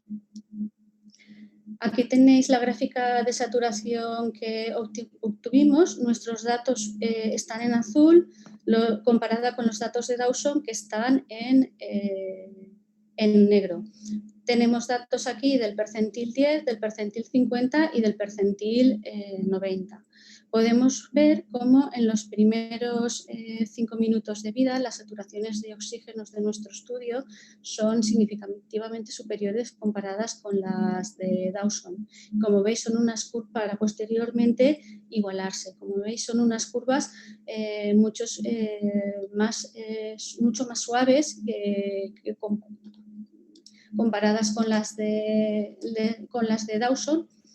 Y esto nos estaría dando un reflejo de lo que se produce a nivel fisiológico cuando se inicia la respiración espontánea con el cordón íntegro, en el que la transición es más suave, el gasto cardíaco no cae tanto como nos han explicado los anteriores ponentes y por tanto el estado de oxigenación es mucho mejor. Esta es la misma gráfica que hemos visto en la diapositiva anterior. Volvemos a tener la gráfica de saturación en azul, nuestros datos, en negro los datos de la gráfica de Dawson, el percentil 90 en la línea, en estas líneas discontinuas, en la línea continua el percentil 50 y los puntos el percentil 10. Y aquí tenéis las saturaciones dianas que hemos visto antes que recomiendan las guías americanas, europeas y nuestras guías. Como podemos ver, estas recomendaciones, mientras que para las gráficas de Dawson se situarían alrededor de un percentil 25-50, para los datos que nosotros obtuvimos, estas recomendaciones se situarían alrededor del percentil 10-25, incluso a veces por debajo del percentil 10. Estos son los datos que obtuvimos en cuanto a frecuencia cardíaca. Como podemos ver, sobre todo en los primeros 2 minutos de vida, también están en azul nuestros datos y en negro los datos de las gráficas de Dawson. En los 2 primeros minutos de vida, nuestras frecuencias cardíacas son significativamente superiores comparadas con las de Dawson, para posteriormente hacerse un poco más bajas que las gráficas de Dawson. Nuevamente son unas curvas mucho más suaves y más estables que reflejarían lo que ocurre a nivel fisiológico. Para concluir, el pinzamiento tardío de cordón produce una estabilización más precoz de la saturación de oxígeno y de la frecuencia cardíaca, que se traducen fundamentalmente por gráficas de saturación de oxígeno y frecuencia cardíaca mucho más estables y mucho más suaves, con unos inicios menos pronunciados comparadas con Dawson, que se podría tratarse de un reflejo fisiológico de la transición fetal neonatal con el inicio de la respiración con el cordón íntegro y que podrían ser un punto de partida para la actualización del nomograma en el recién nacido a término. Y esto es todo lo que quería contaros. Esto es una foto de nuestro grupo de investigación. Agradecer a todo el grupo pues que haga posible este tipo de estudios en nuestra unidad. Gracias a todos. Muchísimas gracias, Raquel, por la presentación y por haberte ajustado al tiempo. Vamos a pasar ahora a Gonzalo y luego ya al final haremos las preguntas para todo el mundo. El doctor Ceballos nos va a hablar sobre su experiencia con reanimación utilizando un monitor de función respiratoria, específicamente sobre su experiencia en la dinámica en prematuros. Adelante, Gonzalo, cuando quieras. Vale, muchas gracias. Bueno, lo primero, agradecer tanto a Martín Iriondo por pedalear tan fuerte en el grupo de RCP de la Sociedad Española de Neonatología y sin duda a Max, al doctor Max Bento por la cariñosísima presentación y los buenos ojos con los que me mira. Bueno, vamos a empezar. Para terminar esta sesión sobre estabilización o optimización de la transición del recién nacido prematuro, vamos a terminar hablando de esa estabilización respiratoria. Para ello nos vamos a ubicar primero en este algoritmo, que es un algoritmo del grupo de RCP de la Sociedad Española de Neonatología, es el algoritmo de estabilización y reanimación del recién nacido prematuro menor de 32 semanas, y nos vamos a ubicar cuando el recién nacido nace con una evaluación negativa. Es decir, la frecuencia cardíaca es menor de 100 y la respiración es ausente o ineficaz, de tal forma que después de un tiempo de estabilización inicial realizamos una ventilación con presión positiva intermitente. También nos ubicamos en algo como es el pronóstico pulmonar a largo plazo y la importancia que tiene el manejo en paritorio en este pronóstico. Y dentro del manejo en paritorio, la gran importancia que tiene esa estabilización respiratoria que ya ha dicho tanto Alex Ávila como Anud. Bien, como guía de esta sesión, voy a utilizar la frase de Lord Kelvin, que lo que no se define no se puede medir, lo que no se mide no se puede mejorar y lo que no se mejora se degrada siempre. Con lo cual, lo que vamos a hacer a lo largo de esta charla es definir esos parámetros respiratorios, ver cómo los medimos y cómo podemos utilizarlos e interpretarlos para mejorar esa estabilización respiratoria del prematuro. Vamos a utilizar esta estrella, que luego veis también al final el significado de ella, en aquellas diapositivas o conclusiones o comentarios que quiero destacar por su importancia para así ir viendo las conclusiones a lo largo de la charla. Bien, para definir los parámetros me voy a entretener muy poco, pero sobre todo porque ya los conocéis, porque aquí no estamos inventando nada. Es lo mismo que utilizáis con los respiradores en la unidad neonatal. En los respiradores veis las gráficas de presión, veis las gráficas de flujo, veis las gráficas del volumen corriente que estamos utilizando. De hecho, muchas veces, o lo que sí debería ser, lo que fijamos es el volumen corriente que queremos y lo que va variando es el pico inspiratorio. Además, en las gráficas, en la unidad neonatal también vemos el CO2 expirado. Pues lo que sí que voy a insistir es en por qué no se traslada todo esto y esos cuidados tan excelentes que hacemos en la respiración, en la asistencia respiratoria del recién nacido prematuro, de la unidad neonatal al paritorio. ¿Qué ocurre en el paritorio? En cambio, lo que hacemos es estimar, fijamos un pico inspiratorio y lo que hacemos es estimar cuál es el volumen corriente que estamos administrando. Y ya vemos y se han visto en diferentes estudios que muchas veces esto no se correlaciona con la realidad. Mirad, fijaos qué poca concordancia con el volumen corriente realmente administrado. Otro estudio, fijamos un pico expiratorio, en este caso lo hacen en torno a 30, del grupo de Smolser, y fijaos qué gran variabilidad, con un mismo pico de 30, qué diversidad de volúmenes corrientes son los que se administra, con lo cual tampoco parece que se pueda estimar a través del pico expiratorio que estoy administrando. Un estudio reciente de Douglas ya nos dice que además no es estático, está claro, ese volumen corriente según el recién nacido, estos son en recién nacidos mayores de 36 semanas con respiración espontánea, sin patología. Entonces, fijaos cómo va modificándose ese volumen corriente hasta alcanzar un máximo a los 7 minutos. Es decir, es dinámico según se va alcanzando una capacidad residual funcional, según se va aireando el pulmón, con lo cual no solo hay diferencias entre pacientes, sino dentro de un mismo paciente a lo largo de esos primeros 10 minutos de vida.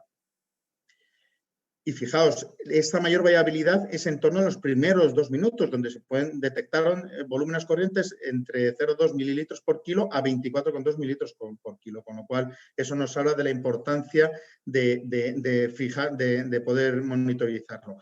El CO2 expirado es otro parámetro que también monitorizamos en la unidad neonatal y que también debíamos trasladar al paritorio porque nos va a dar mucha información. Fijaos cómo se modifica la gráfica y la comparamos con el volumen corriente y simplemente 2 reseñas. El máximo se alcanza en torno al minuto y medio, 2 minutos, en cambio de volumen corriente entre los 6 y 7 minutos. ¿A qué responde estos primeros cambios del CO2 expirado? Porque ya sabemos que aquí nos habla de la ventilación, de la ideación, pero aquí nos habla además de la relación ventilación-perfusión, porque ya lo dijo también antes Alex.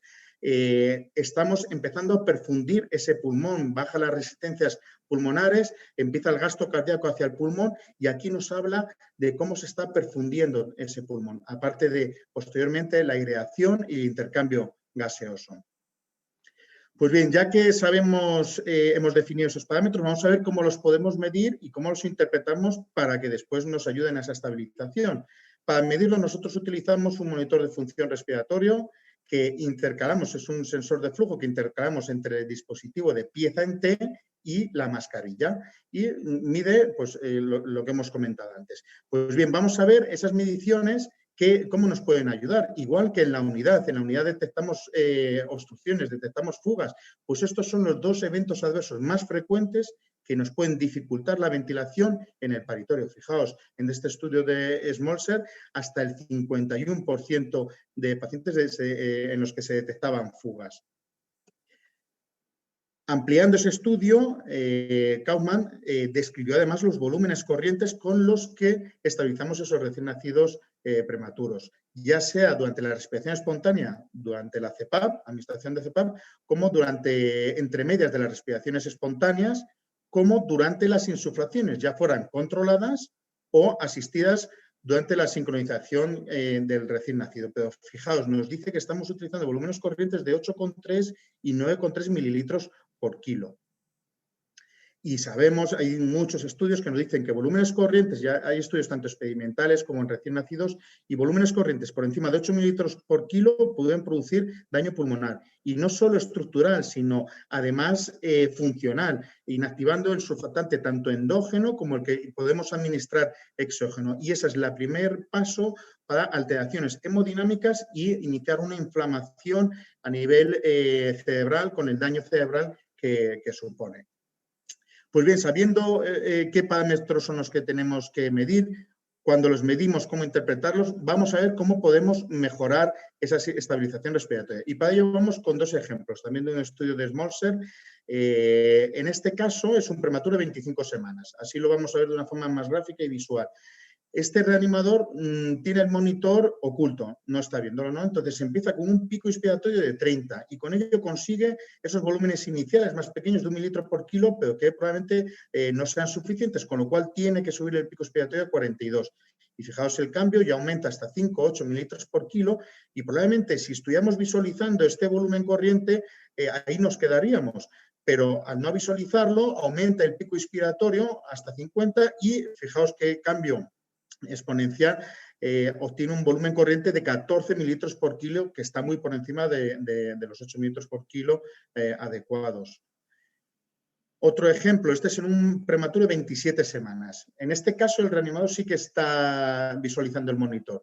Inicia reanimación con picos de 30 y con ello obtiene volumen corriente de 3 mililitros por kilo. Aumenta hasta 40 y con ello ya está visualizando que obtiene un volumen corriente de 10 mililitros por kilo, con lo cual esto es lo que le permite esa modificación, esos ajustes del pico inspiratorio y bajar hasta 35, incluso 20, y con ello se ajusta a ese volumen corriente entre 6 y 8 mililitros por kilo, en este caso administrando 5 mililitros por kilo, siempre más seguro.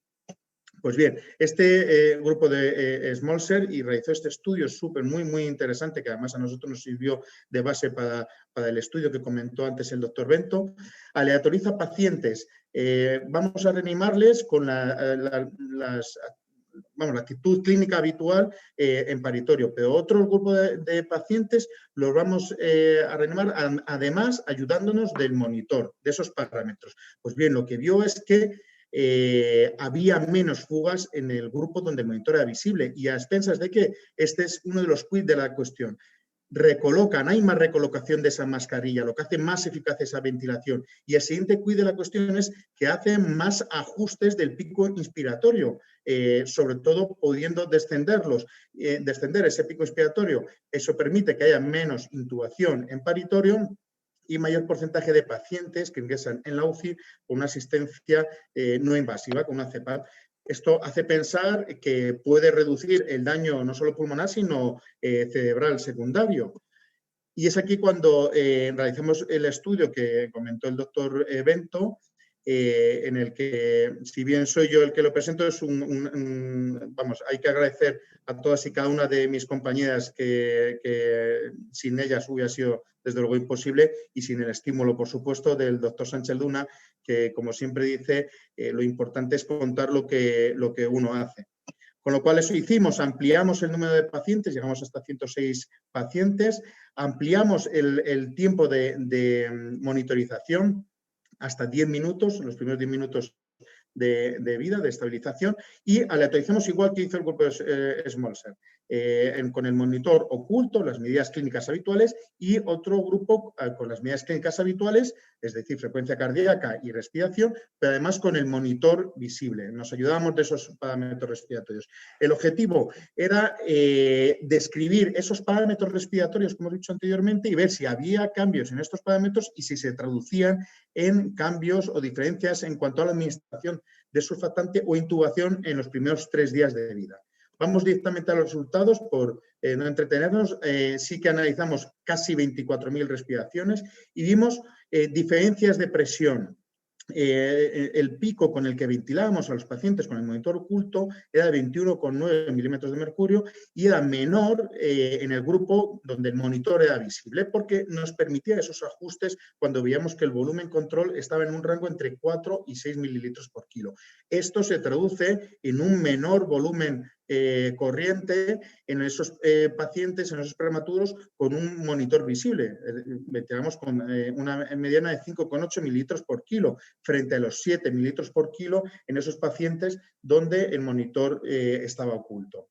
Nos guiamos de los signos clínicos habituales. Pues bien, aún así dijimos, bueno, pero es que ventilar a un 25 semanas no es lo mismo que ventilar o estabilizar a un 31 semanas, aunque todos ellos son menos de 32. Pues bien, entonces dijimos, a ver si esas diferencias se mantienen, se cumplen, estratificando por edades gestacionales. De esa forma, dijimos, vamos a hacer 3 grupos, mayores de 30 semanas, 28 y 29 semanas y menores o iguales de 27 semanas. Y vimos que la presión, las diferencias se mantenían. Seguía habiendo mayor pico expiratorio el que utilizamos en el grupo con el monitor no visible a todos los grupos de edades gestacionales. Y lo interesante es que en cuanto al volumen corriente, esta diferencia se veía más claro o mayor en los menores de 29 semanas, es decir, en los mayores iguales de 30 semanas, estas diferencias de presión no se traducían en diferencias, por lo menos estadísticamente significativas, en cuanto a los mayores de 30 semanas, en el volumen corriente. Y sí que aparecía esta diferencia, incluso mayor, en los menores de 29 semanas, con lo cual nos hace ver que si debemos de ser muy cuidadosos con los menores de 32 semanas, seguramente que mucho más en esos menores de 29 semanas, puesto que llegamos a ventilar en el grupo con el monitor oculto, utilizando volúmenes corrientes de 7,8 mililitros por kilo en los menores de 27 semanas y en los de 28 y 29, incluso con volúmenes de 9,1 mililitro por kilo. Otros resultados, veíamos que había más riesgo de sobredistender, de utilizar volúmenes corrientes mayores de 6 o de 8 mililitros por kilo en el grupo donde el monitor, donde no podíamos ayudarnos de los parámetros visualizando el monitor, a expensas de picos expiratorios más altos. Esto se traduce también en una hiperventilación, que también condiciona un daño a nivel cerebral. Otros resultados a medio plazo, no vimos diferencias. Sí que las vio el grupo de Smolser, pero nosotros no vimos diferencias en cuanto al porcentaje de pacientes que ingresaban en la unidad neonatal con CPAP, ni en la intubación ya fuera en paritorio o en los 3 primeros días de vida, ni en la administración de surfactante. Tampoco vimos diferencias a largo plazo en cuanto a displasia o daño neurológico, pero sí que si juntábamos hemorragia interventricular grado 3, 4 o leucomalacia, sí que vimos que había diferencias estadísticamente significativas y que seguramente lo vemos en otro estudio que recientemente se publicaba, que es el Monitor, y de cual comentaremos brevemente un par de cosas.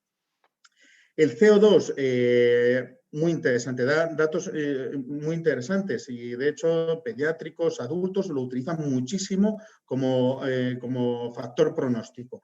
Nosotros sí que hicimos analizamos, hicimos un descriptivo dentro del grupo donde el monitor no estaba visible para evitar sesgos y dividimos 2 grupos. El grupo donde recuperaban la frecuencia cardíaca de una forma temprana, antes del minuto de vida, es decir, ventilábamos con presión positiva intermitente durante 30 segundos, y otro grupo donde la recuperación era tardía, es decir, más allá del minuto de vida, en los que ventilábamos con presión positiva intermitente más de 30 segundos.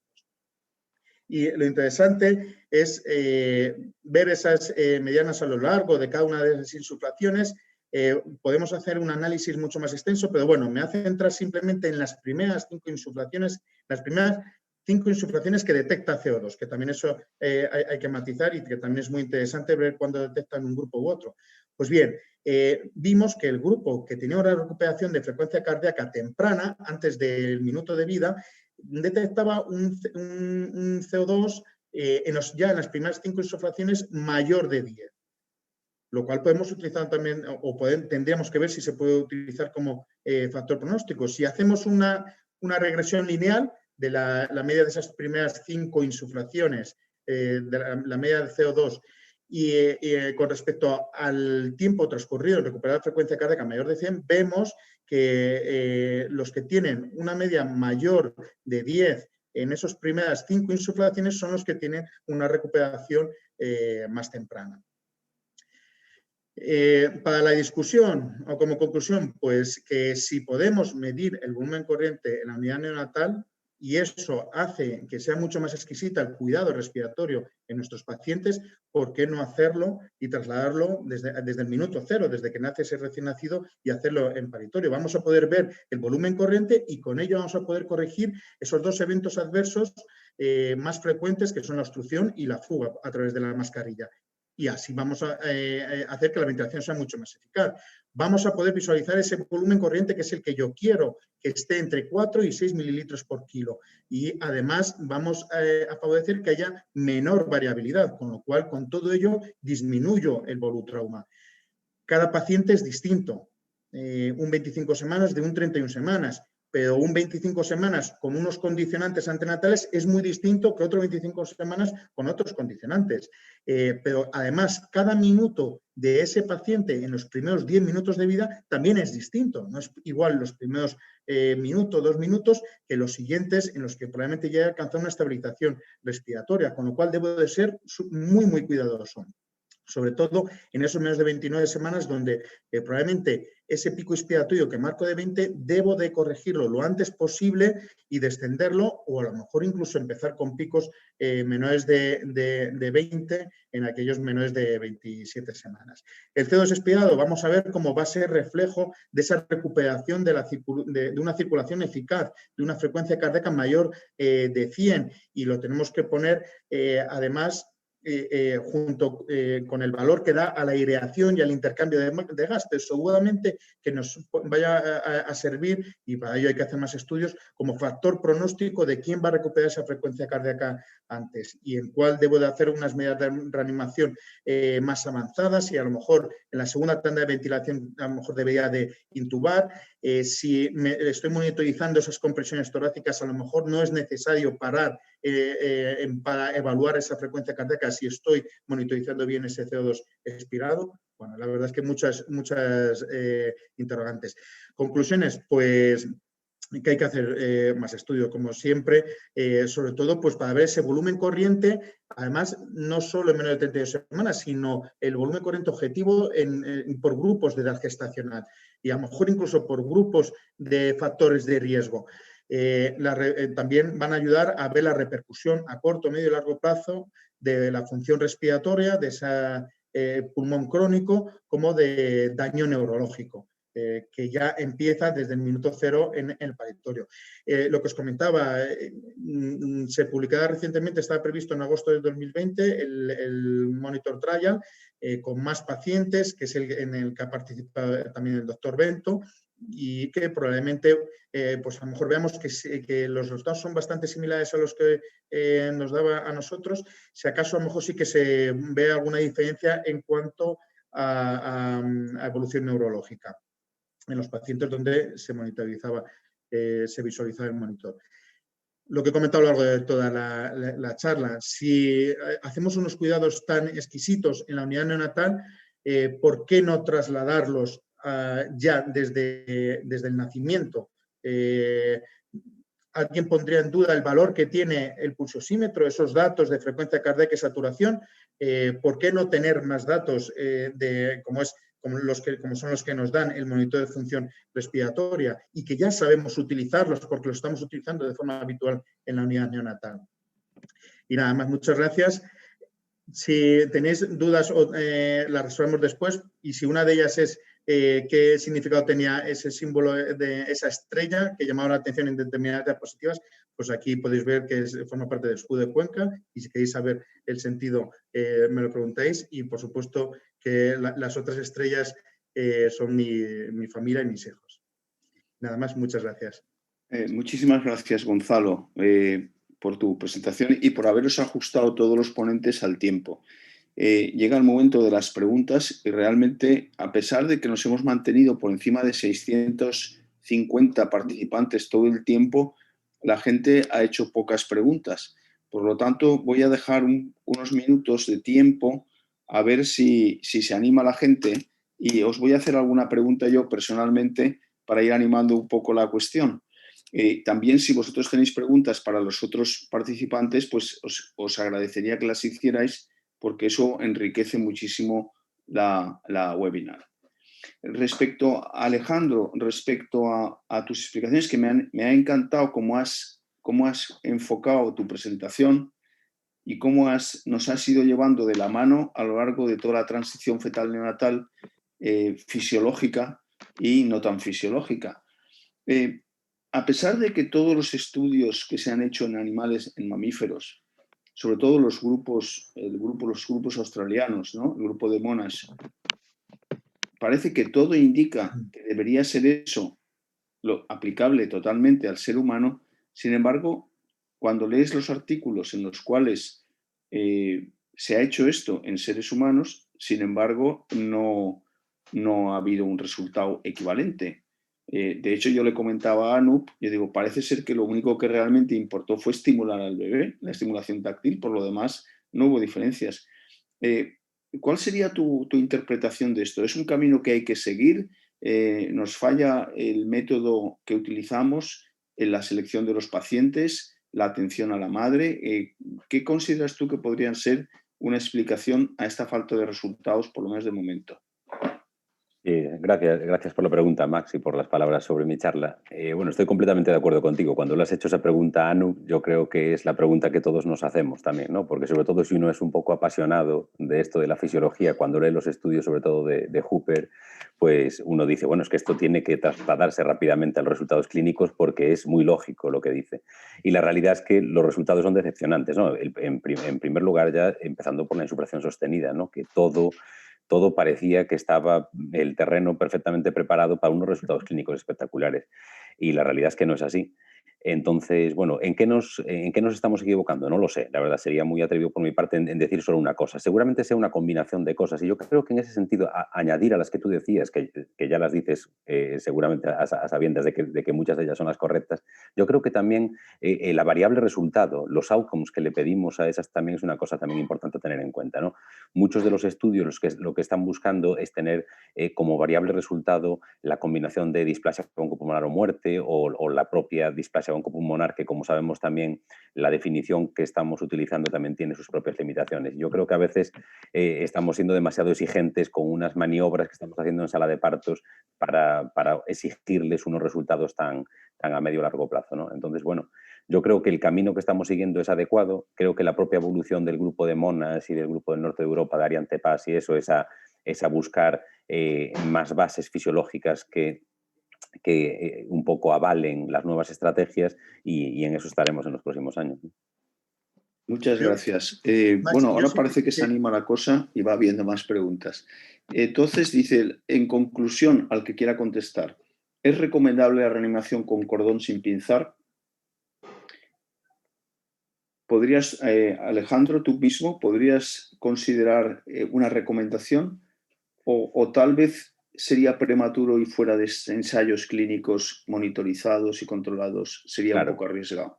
Yo creo que hoy por hoy tenemos que hacer un llamamiento a la prudencia fuera de lo que es los estudios de investigación, ¿no? Es verdad, un poco hilando con lo que estabas diciendo ahora, ¿no? Aunque la teoría y las bases fisiológicas están ahí, yo creo que esas bases fisiológicas deben ser utilizadas para establecer hipótesis para estudios de investigación.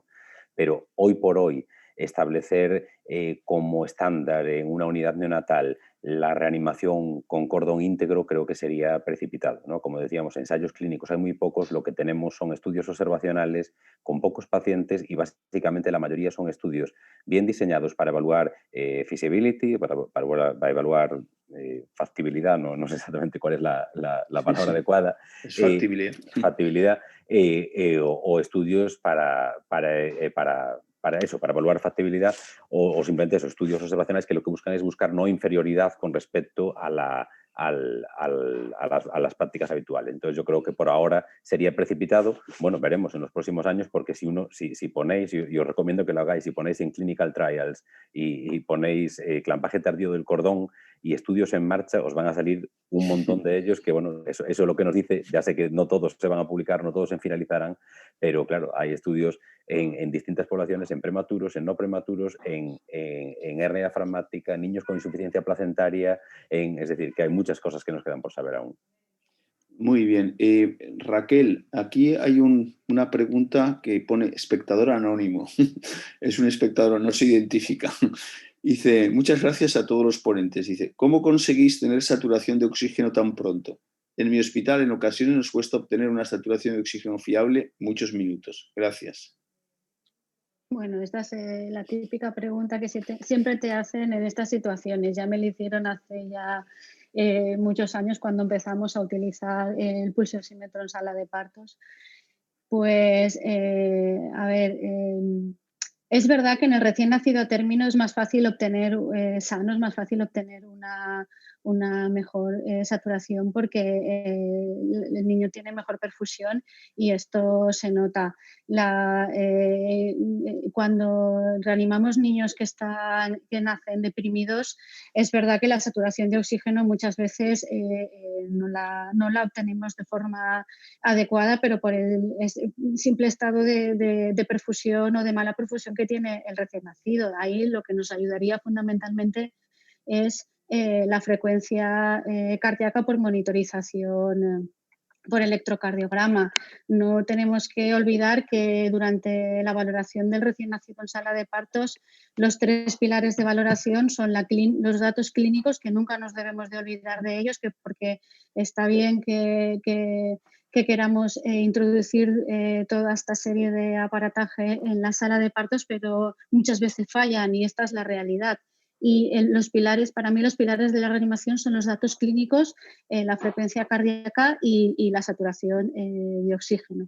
Por otra parte, es verdad que el tipo de pulsioxímetro que uno tenga también cuenta, y si tienes pulsioxímetros más avanzados con tecnología de extracción de señal o que tienen en cuenta los índices de perfusión, pues captarán mucho antes la señal de saturación de oxígeno que otro tipo de monitor de saturación.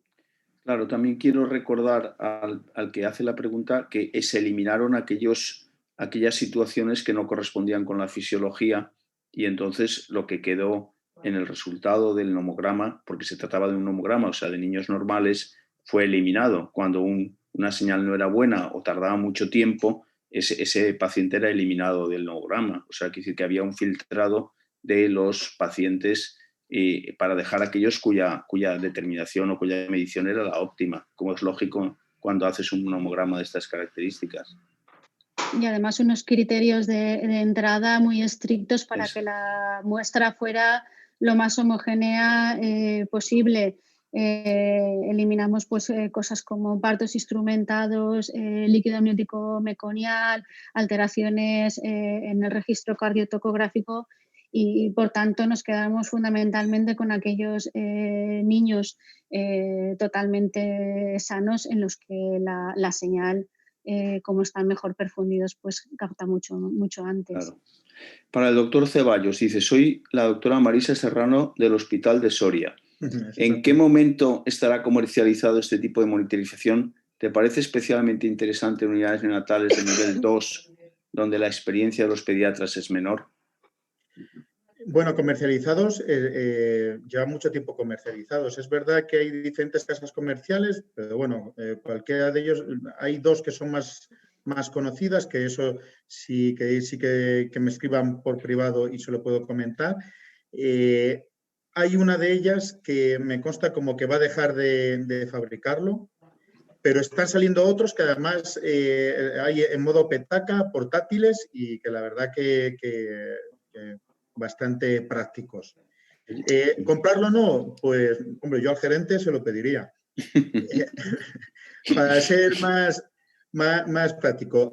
Si lo estamos haciendo, si tenemos una unidad donde tenemos un respirador y estamos viendo esas curvas en nuestra unidad, también deberíamos de tenerla, o sea, nos va a ayudar igual o más tenerlas en el paritorio. Como todo, cuanta más experiencia en leer esos parámetros e interpretarlos, siempre nos va a ayudar mucho más, claro está.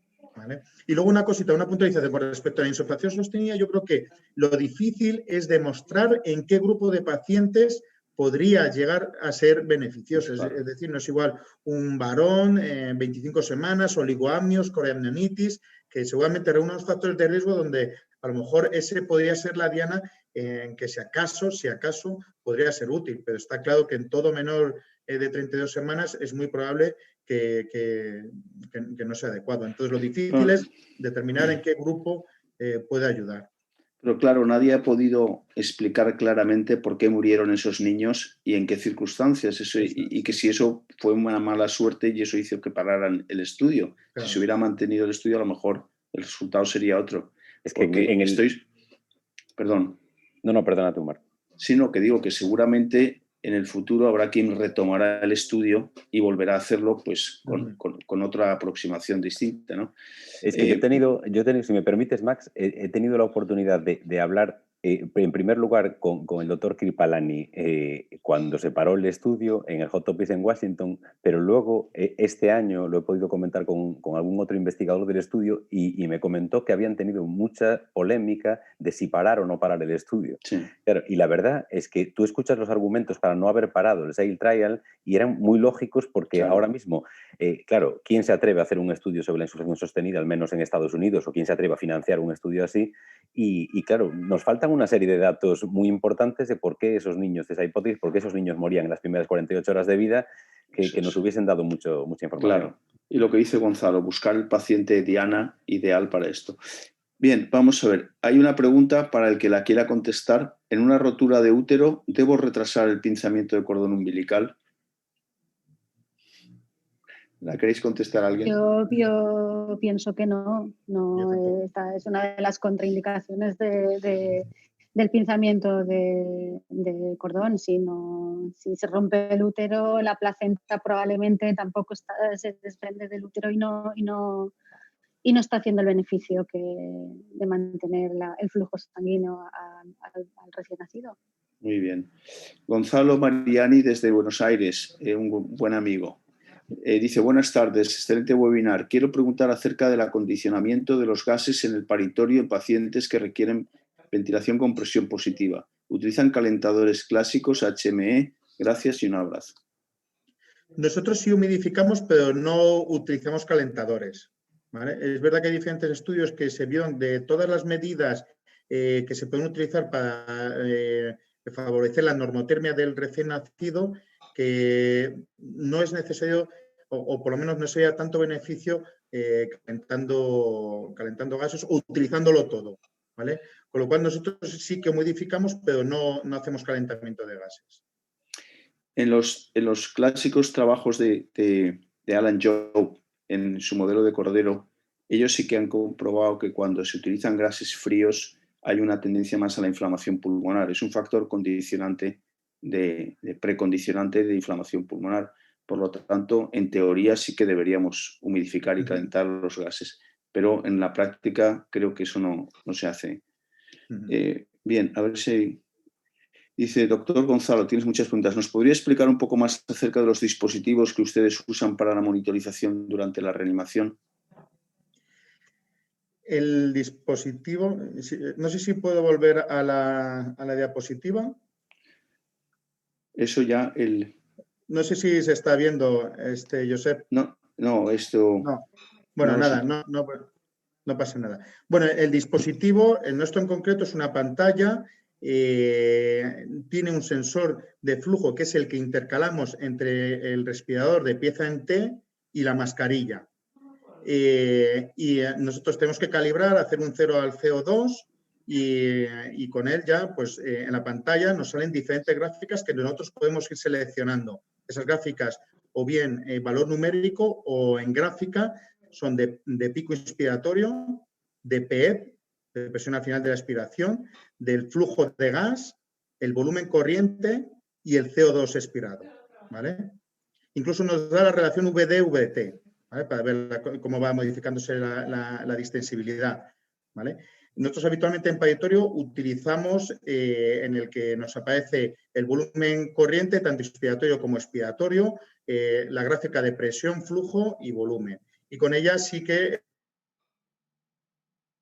es fácil interpretar las fugas, las obstrucciones, cómo corriges la maniobra y cómo la ventilación vuelve a ser eficaz, cuál es el volumen corriente que estamos administrando. Es verdad que tiene un pequeño decalaje de unos segundos, en algunos casos hemos detectado como de 3-4 segundos, vamos, es bastante útil. Alejandro, preguntan, basado en la fisiología de la eliminación de líquido pulmonar y la presencia de una presión positiva en el intersticio pulmonar que favorece la entrada de líquido al alvéolo, yo creo que ahí tiene un poco de confusión. En el paciente con taquipnea transitoria del recién nacido a término, ¿no sería una herramienta de manejo el uso de CPAP temprano? Bueno, sí, es una buena pregunta porque desde luego muchas de las cosas que hemos aprendido de la fisiología de la transición nos han servido para establecer también bases fisiológicas de lo que conocemos como pulmón húmedo o taquipnea transitoria del recién nacido. ¿Qué pasa? De nuevo, pasa de nuevo lo mismo, que a la hora de traducir esas bases fisiológicas, esos conocimientos teóricos a la clínica ya tenemos más problemas, porque con el uso de la CPAP en recién nacidos a término con distrés respiratorio, lo que ha ocurrido es que hemos trasladado el conocimiento y los beneficios clínicos que tenemos de su uso en recién nacidos pretérmino directamente a su uso en recién nacidos a término, cuando realmente la lógica nos dice que esto debería funcionar, pero realmente no tenemos tanta evidencia clínica para que eso sea así. Pero bueno, fisiológicamente claro que podría tener sentido. Aquí otra pregunta para ti. El doctor Juan Diego Toledo, que es de nuestro hospital, dice, el score de Apgar, tal y como se definió con las prácticas del momento, especialmente el clampaje inmediato, ¿tiene el mismo valor cuando lo que prima es el retraso del clampaje? ¿Qué piensa Alejandro sobre la posibilidad de usar el momento del clampaje como momento cero por ser el momento cero de independencia transicional del niño? Claro, o sea, es una pregunta excelente porque yo mismo me hago esa pregunta también y es más, me encantaría que tanto Max como Martín o cualquiera de los que esté presentes la respondieseis también, porque claro, ¿cuál es el momento cero de nacimiento? Cuando todo el cuerpo del recién nacido está fuera, ¿no? Pero ¿qué pasa? Ahora qué pasa con el clampaje del cordón, ¿no? ¿Cómo ha venido a cambiar el momento cero del nacimiento todo esto? Bueno, por ahora parece que los ensayos clínicos siguen manteniéndose la salida de todo el cuerpo del bebé como el momento cero. Pero, bueno, si esto va a cambiar, no lo sé. Yo creo que por ahora, a la hora de ensayos clínicos, eso debemos seguir manteniendo lo que hasta ahora conocemos. No sé qué opinas, Max. Claro, nosotros, intentando contestar esa pregunta, nos planteamos, lo primero que todo, hacer un homograma. Claro. Pues, o sea, que a la pregunta hay que empezar a darle respuestas que sean objetivas o preguntas con estudios bien diseñados, con la medición adecuada, de los parámetros adecuados.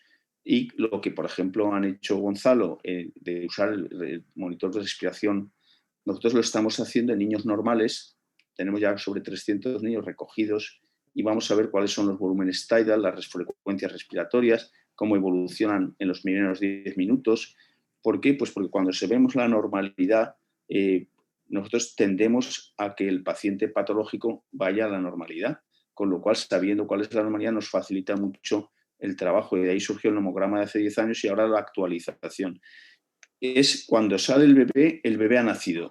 Lo que hagas tú con él ya es un problema tuyo, pero ese bebé ya se puede considerar que ha nacido, ¿sabes? Eso es la definición que utilizamos en todos los estudios.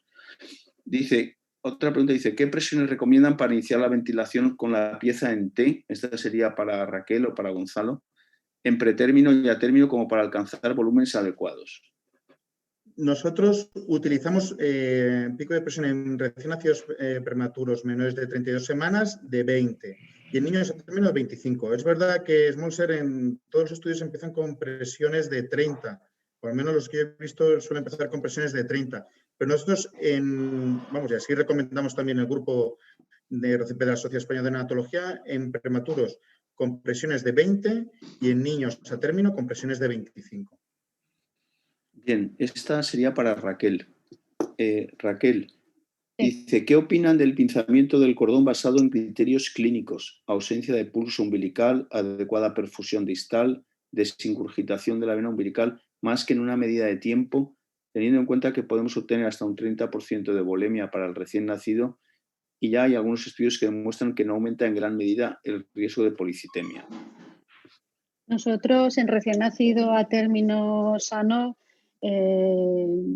normalmente las matronas dejan que el cordón deje de pulsar, de cortar, independientemente del tiempo que esté sin pisar. No asume la norma del minuto, sino que si el cordón sigue latiendo, pues dejan hasta que deje de latir. Nosotros en cesáreas, pues como tampoco que hacemos pinzamiento tardío en cesáreas de recién nacidos sanos, que no necesitan reanimación, estamos un minuto también por las complejidades técnicas, pero también se podría dejar un poco más.